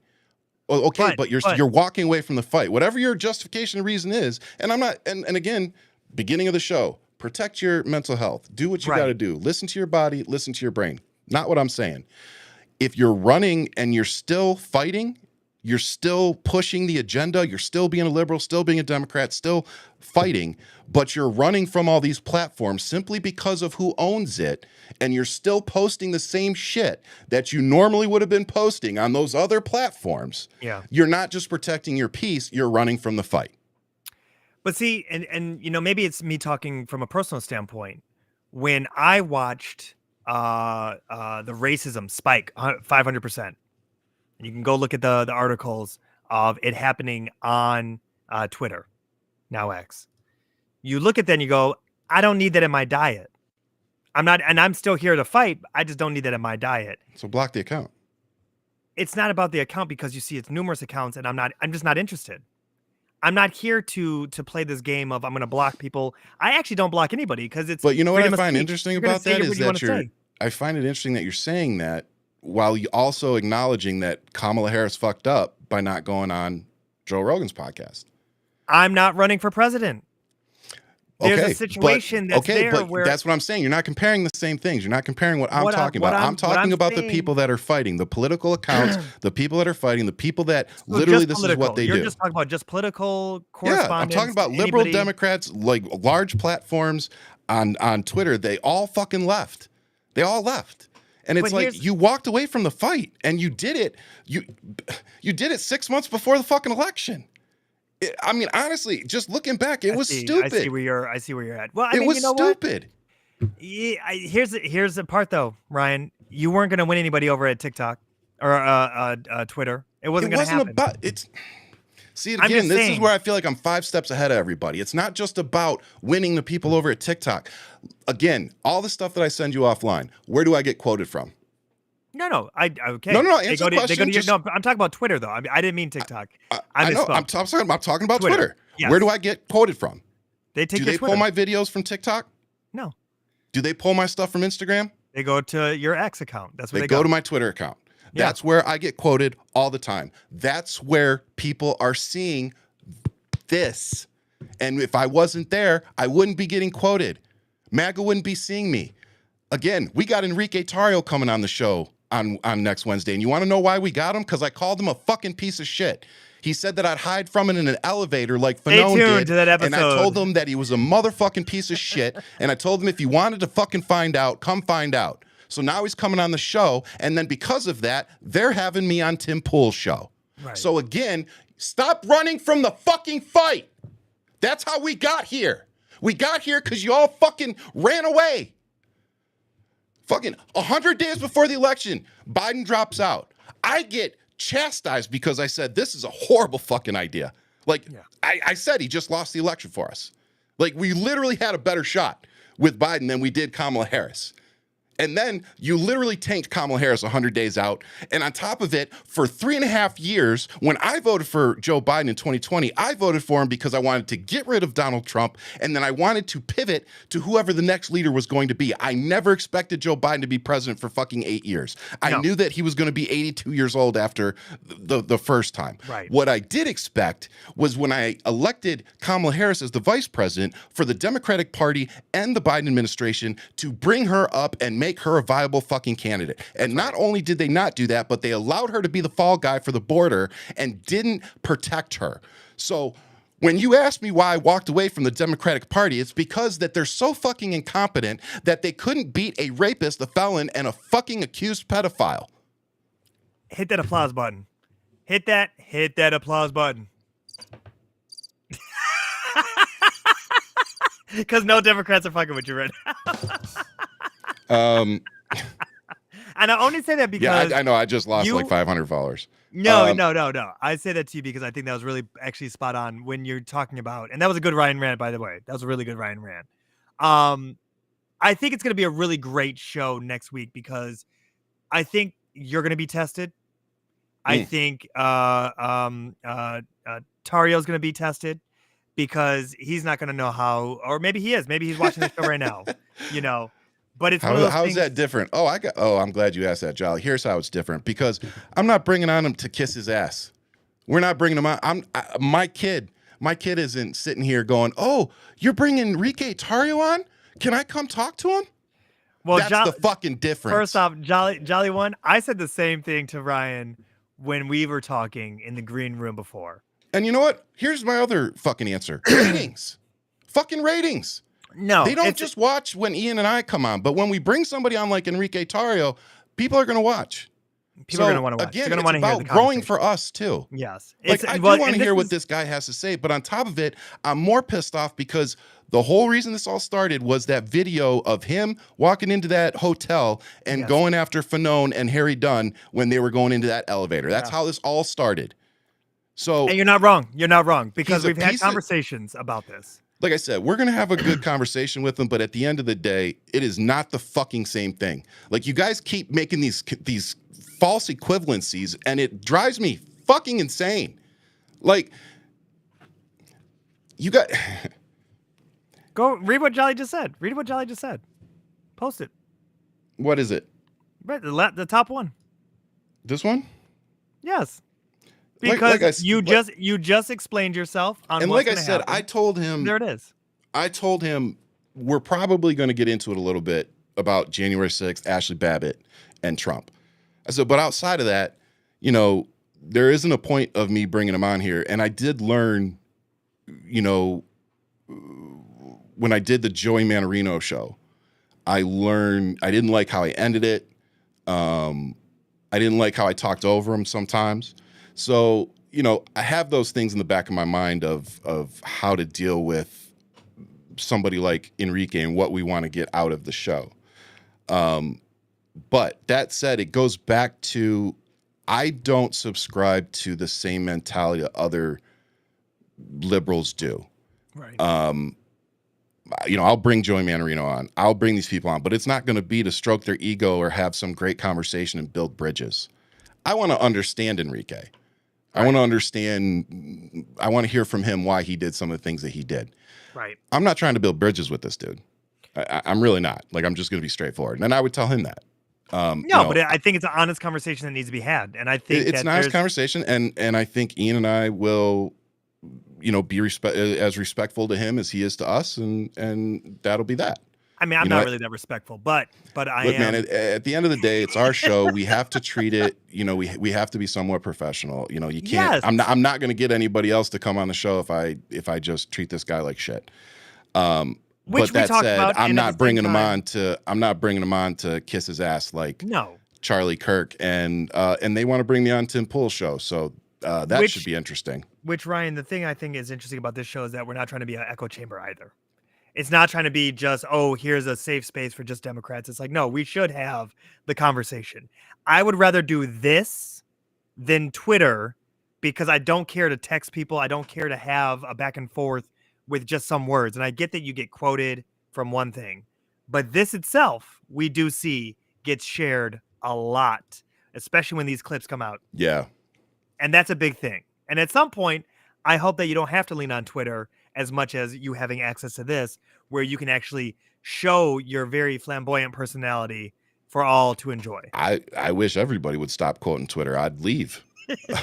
But at some point, at some point, they've been hacked 3 times. They've been hacked 3 times. Yeah, and so by who the knows way, what they're going to be? Just for those who don't do what I do every day, Elon Musk required us to send our driver's license to be verified. And when we sent them in, it notified us that our IDs were being sent to a company in Israel. Yeah. So, Mr. America First, and all this, they couldn't even hire Americans to verify our IDs.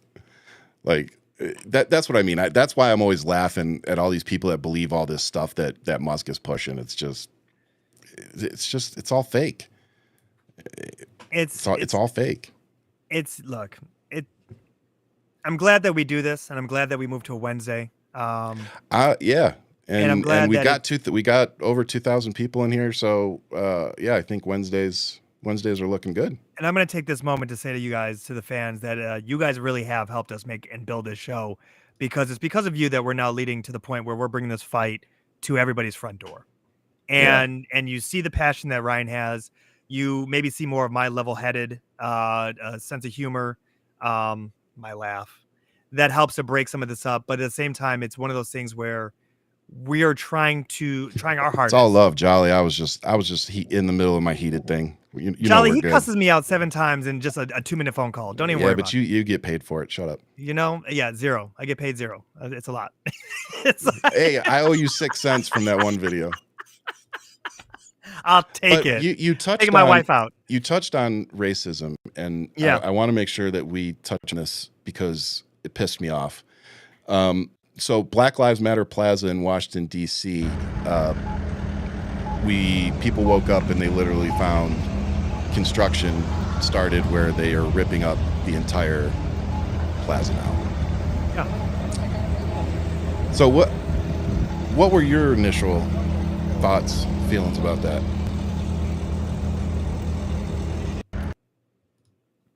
I don't give a fuck. I don't care. They are literally trying to antagonize and pull black people into the fight. And if you guys have not noticed, and I really want everybody to listen about this, it is Republicans and disgruntled constituents who are on the front lines right now that these congressmen and women have to deal with. Yeah. There are no police armored up because there are no black bodies on the front lines right now. Yep. Black bodies are attacking Target and Tesla and all these, and they are literally showing with their money, with the all-powerful dollar, what we can do. Statistically, $12 million a day is what's coming from the black community to Target. Target fucked around and found out, and because of it, it has been going downhill ever since. Yep. And this is in full swing. When you're talking about demolishing Black Lives Matter Plaza, it's just a road. It is just America showing what black people mean to them. We don't need a road being destroyed to understand what we mean to America. Yeah. So when we talk about taking down racist statues, you talk about taking down something that was a movement because of what came out of police brutality. Yep. They are not the same. No. And I'm glad you said that, because I think a lot of people have forgotten, when Black Lives Matter started, how it started, and what it was all about. It started as a hashtag in 2013 after Jason Zimmerman was let off for killing Trayvon Martin. Mm-hmm. And then it picked up steam in 2014, when the killings just continued. And then, of course, I think what sparked a lot of, the plaza and everything was Breonna Taylor, George Floyd, some of the more recent events that we've witnessed. Aubrey. Yep. Ahmaud That one I Arbery. have to say bothered me the most. Watching a young black Arbery man wasn't be the police, down. though, was it? No, that But, was. I mean, that same- was- yeah, well, same no, they thing. had ties. They had ties to the police. Oh, you're right. They did. They had Yep, ties yep, to the yep, police, and it was the pickup truck chasing down a black man that was the most triggering for me. Yeah. And with that, and just watching a young man run for his life, you know, when you look at all of that led to this moment, do I care about a road? I don't. Do I look like fucking Dorothy? No. You know what I'm saying? Like I'm not traveling down that. What I do care about is how we have learned from that, how we need to change our strategy to fight. Mm. And that's the number one thing I ask any and everybody who went through that 2020 era, that 2021 era, where we were in the streets. We saw how we were then treated. Great. We watched how the truck protests, how they just jammed up all traffic and the police didn't really arrest anybody. Did they? No. Maybe they took a truck, someone had to pay for that, that was it. What I learned from that is you don't need to be walking in the streets. Create traffic jams with your cars. There you go. You're going to get a traffic violation. You're not going to be tased, smoke bombed, whatever, all that craziness that they felt like they needed to militarize to Yeah. attack young black bodies. The other one is the strategy. Like I said, go for their pocketbook. Go as hard as you can for as long as you can. I get that you have to tap out from time to time. My wife and I are talking about it with a newborn. All the things we needed were at Target, right? Guess what? We're looking at the manufacturers. We're looking to see if they can have it directly from manufacturer to us. Damn near thinking farm to table. Let's go. What do we need to do? And I think there's no more proof that, as you said, that these are working than witnessing the used car sale in front of the White House yesterday. That was different. That was new. When you look and see who's in charge, and you really do understand that this man had to have a piece of paper, and I hope that you have the photo, but it's so good. It's so good when you see that he literally had it was an infomercial. Like InfoWars really is now at the White House. Like this is what this is. This is the same thing as your boy Giuliani with hawking coffee. You know what I mean, in his kitchen. Oh, geez. This is that bad. This is at that level. But it's just the gaudiness of Trump. It's very unfair. I'm uploading now. I had totally forgot. So what Ian's talking about is there was a list that Trump had, and it had all the prices for the cars so that he could say, you know, tell how much it is and blah blah blah. It's like, but the worst of it is that bottom line. Read that bottom line. All cars have self-driving, just needs to be turned on. And then he has fee. But there's a fee. It's literally him selling talking points. That he has Teslas to can have. be purchased as low as $299 a month or $35,000. So this is like literally the president was told by Elon Musk, hey, Tesla's tanking. I need you to go do something about it. And their plan was to have, Tim Pool and the bunch of other Republicans come out and say that Sean Hannity did it, that they're purchasing Teslas to support Elon Musk because of the evil liberals, and that we should all do it. And Donald Trump purchased one, for the White House staff because he can't drive. This is the craziest shit I've ever seen. And the fact that Republicans are okay with it. Well, here's the funny thing. They're not the demographic, though. They don't believe in electric vehicles. Well, that's what's so topsy-turvy about all this whole thing. It's liberals that were all about, we're going to save the planet. We're going to do all this, blah, blah. Then we watch my man become, the swastikars, and we're like, we're good. We don't, that's not on brand. I'm not doing it. And to see this, and especially the Cybertruck, because that's not doing nothing. No. That's not keeping up to all of the actual trucks that Mega wants. And by the way, again, not trying to start a cult, fact check me. Tesla does not accept Cybertrucks as trade-ins. No. They will not accept a Cybertruck back for any reason whatsoever. So there's a story out there that a guy drove his Cybertruck off the lot, a couple hundred miles, I think, and the damn thing broke.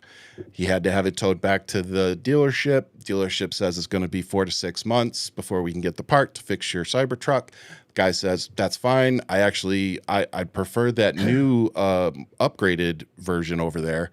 So how about you guys just take that back and I'll pay for the more expensive. I'll pay the difference for the more expensive one. Tesla said, no, sorry, we can't do that. And just FYI, I know that there's a rumor talking about that the Cybertruck is being discontinued. That's not true yet because the production has been slowed down immensely because there's a very low demand for these vehicles. So I want you guys to know this car is probably going to be the DeLorean of our time. And on top of it, you know, the people that believe the two con artists here, Elon Musk said today out here with Trump that Tesla would be doubling their car production within the next 2 years in the United States. So if you're not laughing at that, you aren't paying attention. Here's why. Because 2 or 3 days ago, May Musk, Elon's mother, was on social media crying and defending Elon, saying that these people that are going around and defacing these Tesla vehicles that are parked in overflow lots because they can't sell them. Do you see where I'm going with this? Oh, yeah. Here we go. They can't sell what they're already producing, and Elon's sitting there making fake promises that he's going to increase production double. Yep. It's not going to happen, people. If you believe that, again, I see why you voted for Trump. But let's go ahead and just have a quick listen to how incredibly embarrassing this really was. Hello, President Trump. Are you looking to buy today? Well, I'm going to buy, and I'm going to buy because, number one, it's a great product, as good as it gets, and number two, because this man has devoted his energy and his life to doing this. I think he's been treated very unfairly by a very small group of people.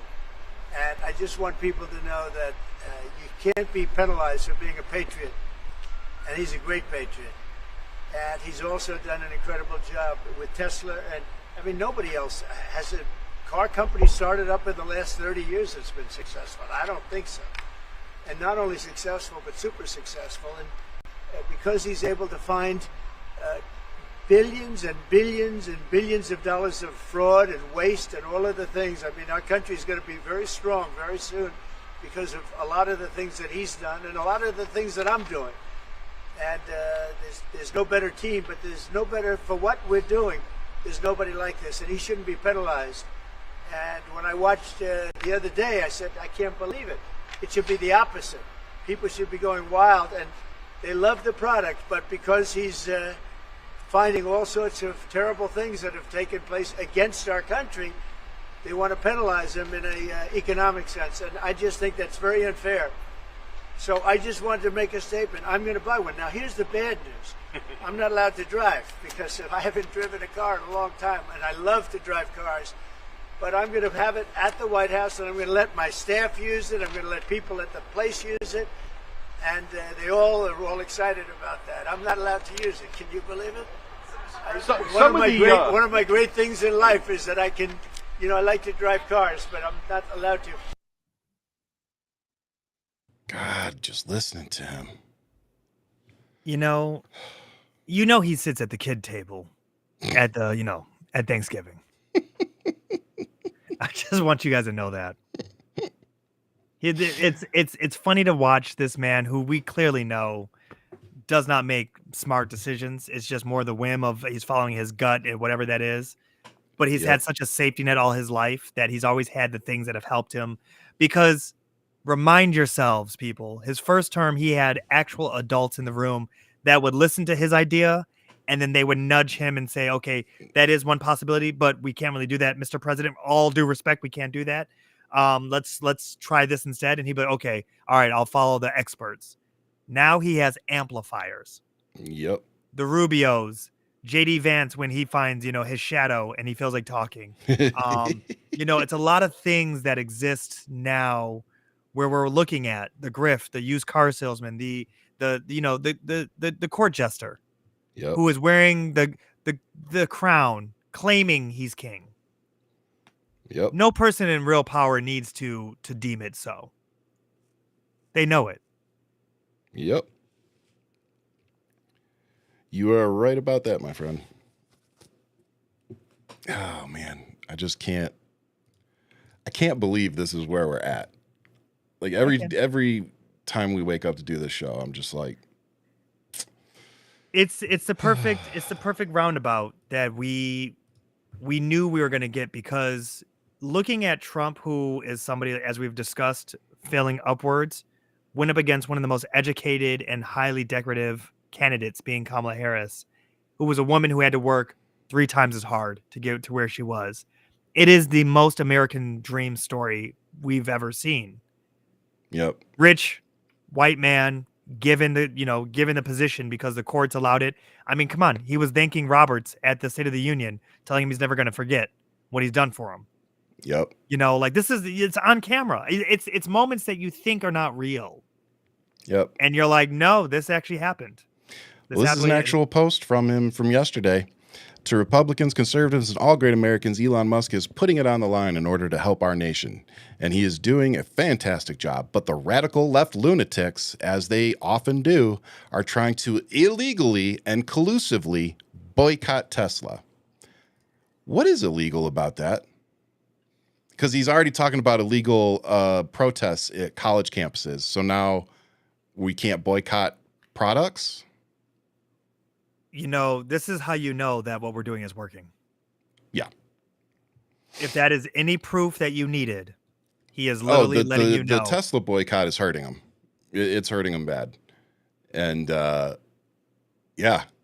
The crazy thing is, if it keeps going this bad, will Trump assist Tesla in What do any you mean, way? Will? They're already trying to No, but I'm find talking about like, subsidies that and they I'm talking actually getting. no. I'm talking about like Obama helping Government vehicles, Ford bailouts. Yeah.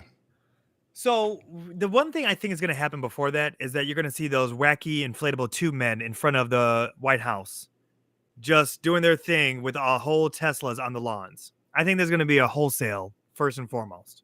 That's going to be the first thing. And then I think there will be a bailout that will take place. And I think there's a bailout because actually Elon donated another 100 million to Trump recently. And that's when he went and bought this car. So it was more so of, there's a lot of backhanded deals between these two. Yeah. Oh, they're tied together.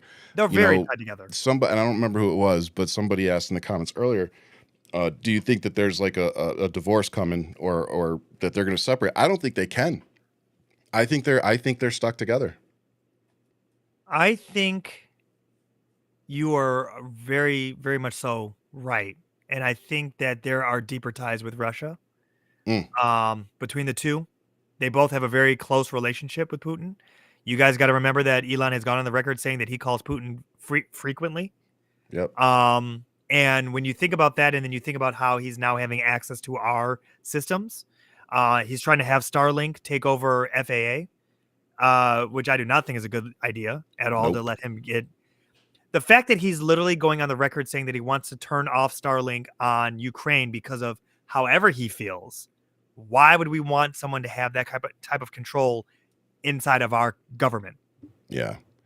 Implementing himself like cancer throughout our entire system. And just another point to make is the air traffic control and airlines had to ground their planes when the last SpaceX rocket exploded because they couldn't project where the debris was all going to fall. So they had to ground planes and actually make planes turn around and divert back to where they came from. So Florida was on standstill. Another red state. I wonder if Elon Musk ever said thank you to all those people for, any inconvenience. Yeah. No.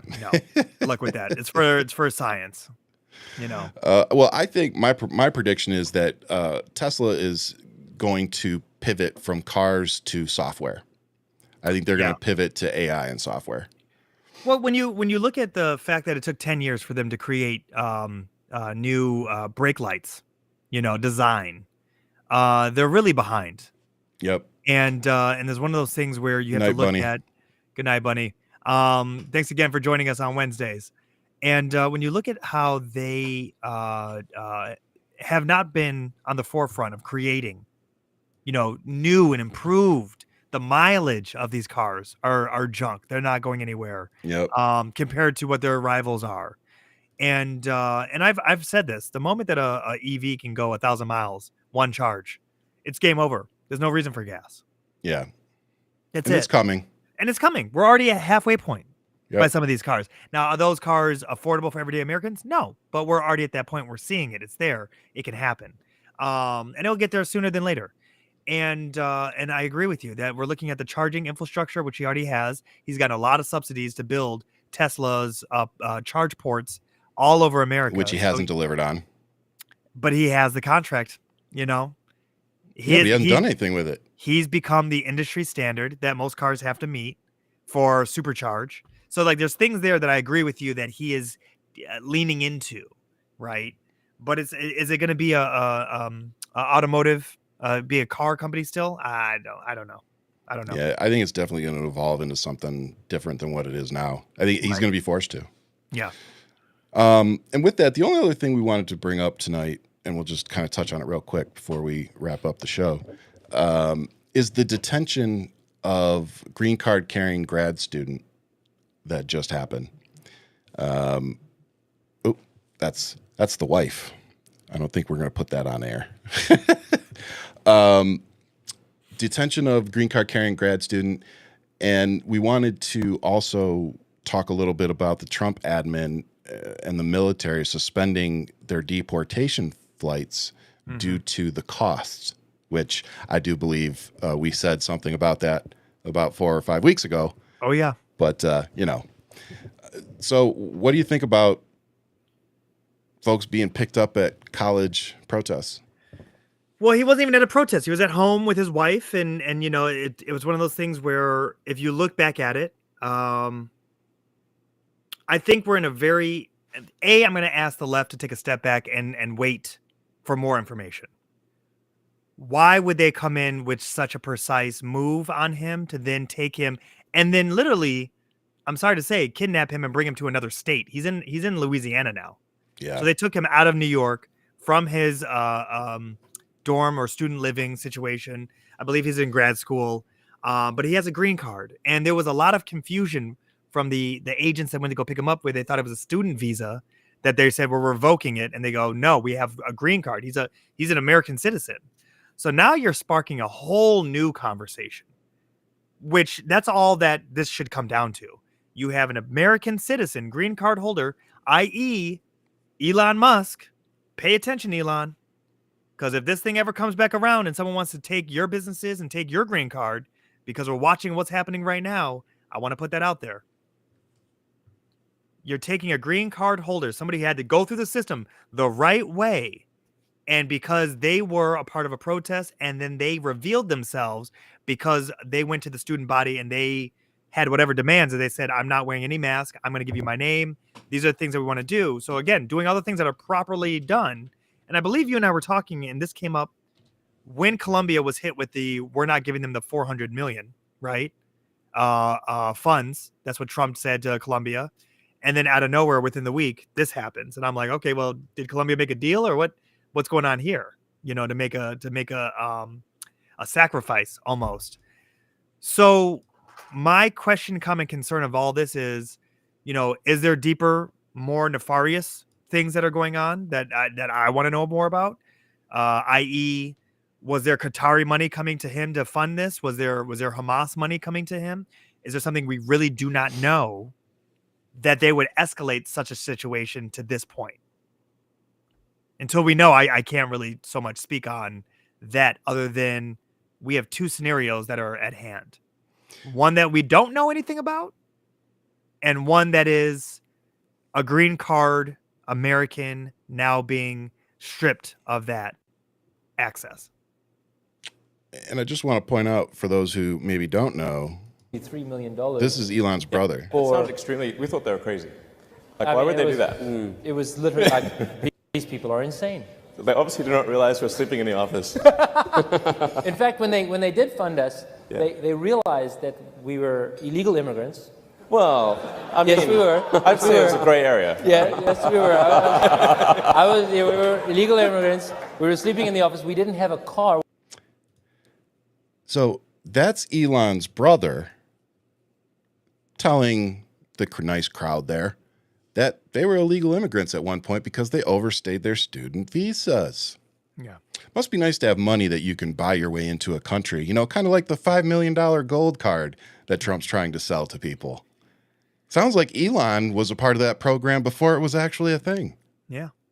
But he never went to school here. He got a student visa, and that's why he was in a gray area. They got student visas and they got jobs, not went to education. Yep. That was the illegal move that they pulled, But yeah, this whole thing, just in general, of revoking a green card, can they do it? Will he be in the court system? How will this play out? Rubio said yeah.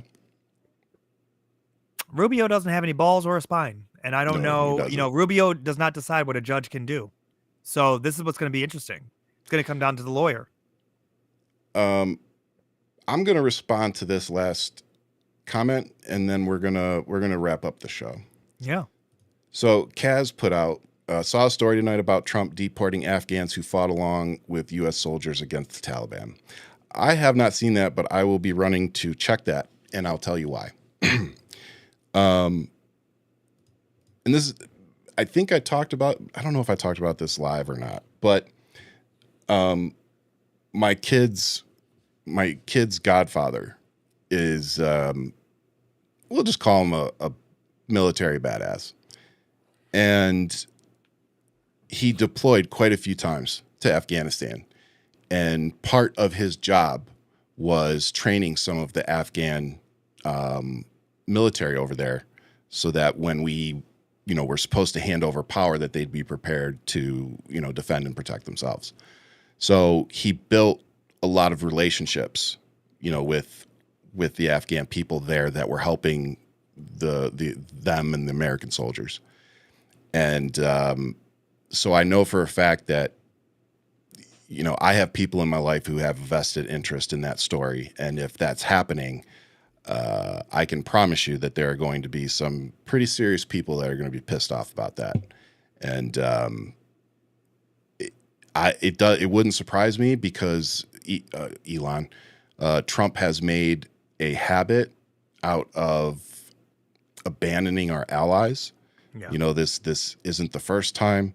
He abandoned the Kurds during his first go around. He made the deal in Afghanistan after releasing 5,000, Taliban the year before when the deal was made.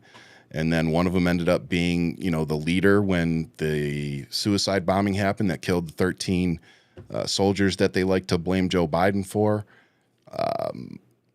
So, yeah, it wouldn't surprise me at all, actually, if Donald Trump is sending the people back that actually helped us after we promised them that we would provide safe haven for them if they helped us accomplish our mission. And now we are reneging on that and probably sending them back because that's what this is about.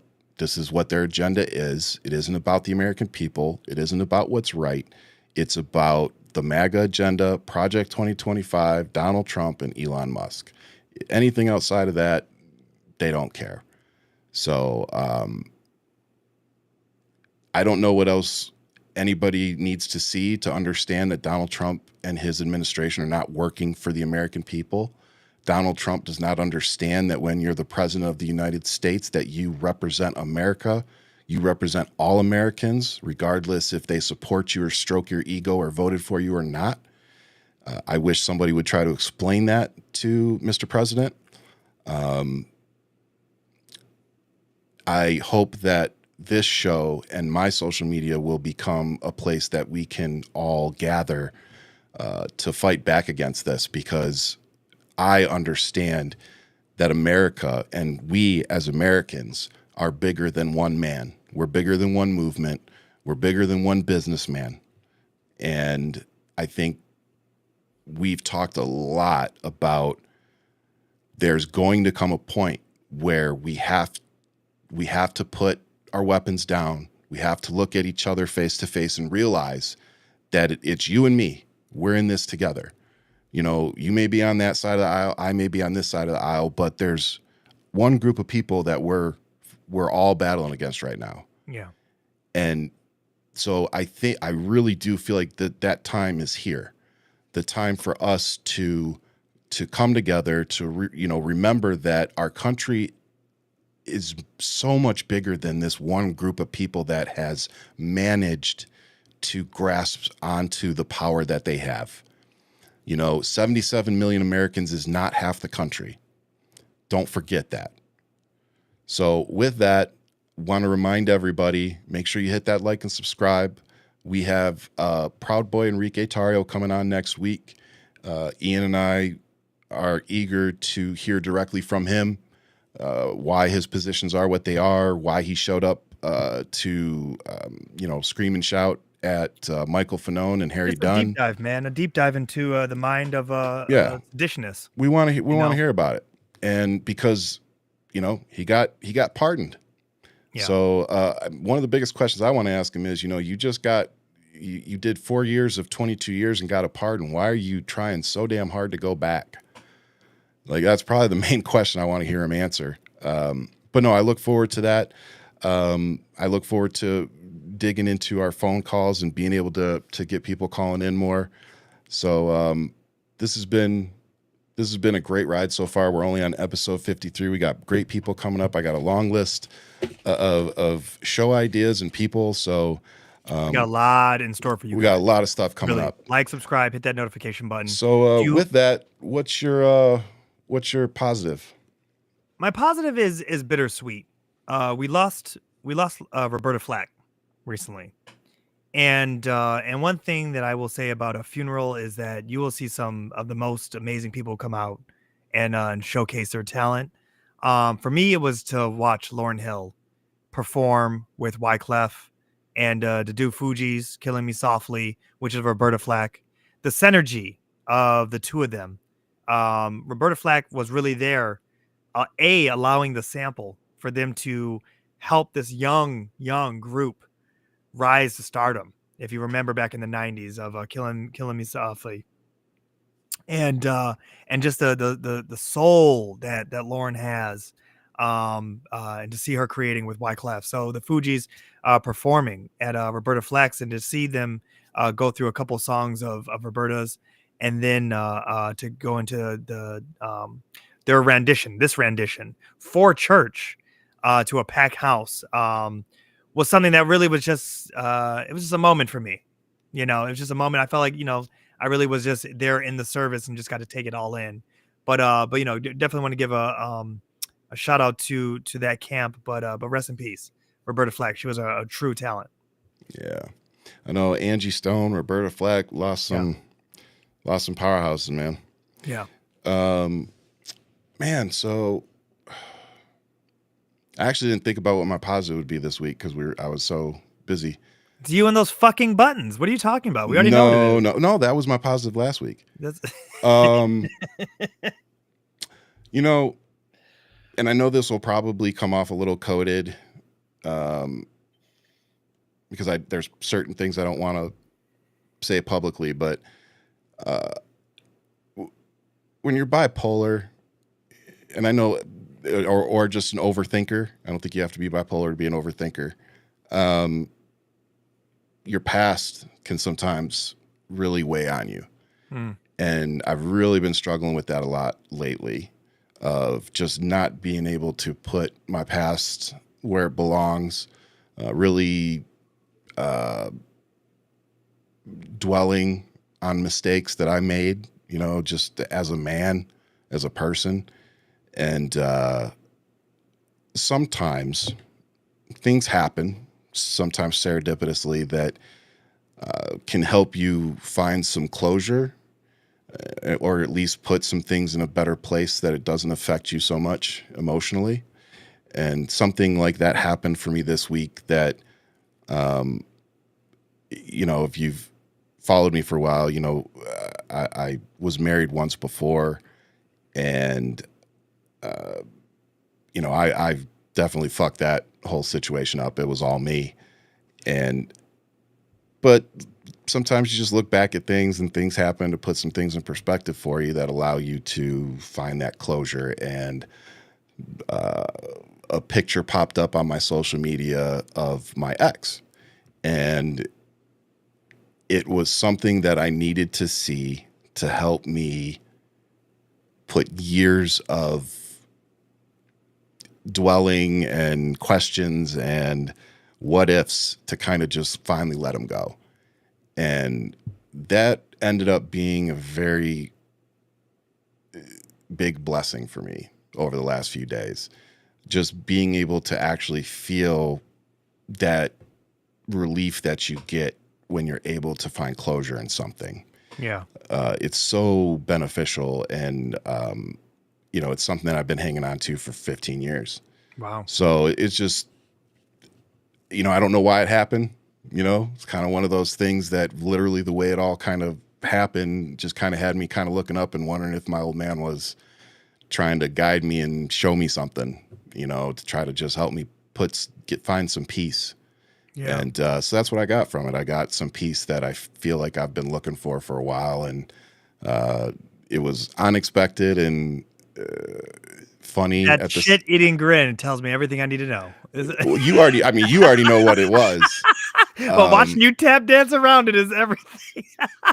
Yeah, and I'll tell you why when we get off.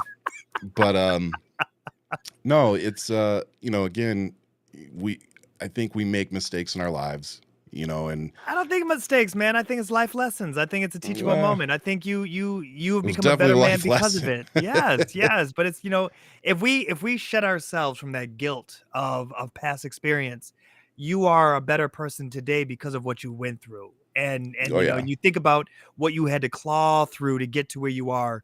Think about the moments, and I hear people talk about, well, I have to start over in life. May that be career or relationship. You're not starting over because you have all of this behind you that you have created and failed and learned from to now bring you to this next position where you're at. And, and I got to commend you. I think you're in a way better position. And let me just say, the kids are way prettier with where you are now than what they may have been. Just gonna say it. No, there's definitely some fair truth there. So here we are. But I'm a little biased. But again, too, we talk about our family so much on here, but it was also a good, just a good reminder of how good I have it, with Jen and the kids, and it does help things that feel big some days. It does help put it in perspective. Yeah. Yeah. And I want to give a shout out to Tavi G, A, number one person who named this show. Yeah. B, gave me a big shout out in the group chat over here, and I wanted to say thank you. I try to listen. I think we are given 2 ears and 1 mouth for a reason. But I definitely know when to use my little quick wit to strike a chord. Yeah, that's what he's here for. I thought you were going to say A minor. No, but I need to program that into the buttons. Don't do it. Unless you're going to have Drake on the show, don't do it. Just starting shit. No, this has been really a great ride, and it's great to see the changes that we have been making, and I'm looking forward to the guests that we're lining up. Yeah. Me too. And honestly, the deep dive with Terrio, I think is going to be very interesting, and we've had back and forth on what we think the tempo of that should be, and allowing it to go wherever it goes. Yep. That's another thing. I'm not trying to restrict you or the show for what we do and what we bring to the people. But you guys, it really does come down to you. It comes down to the fans who have tuned in, who have promoted us, who have constantly been in our DMs and sharing, liking everything that we're posting. We really appreciate you guys. It's because of you that we are here, and that we are really trying to step up our game to make sure that we can bring this all to the next level as well. Yep. Well, so with that, brother, I think it's time for us to get out of here. So I will leave you all as I do, with much love. Keep fighting, but most importantly, make sure you all stay safe out there. We'll see you next Wednesday at 8 o'clock Eastern, 5 o'clock Pacific. Don't miss it.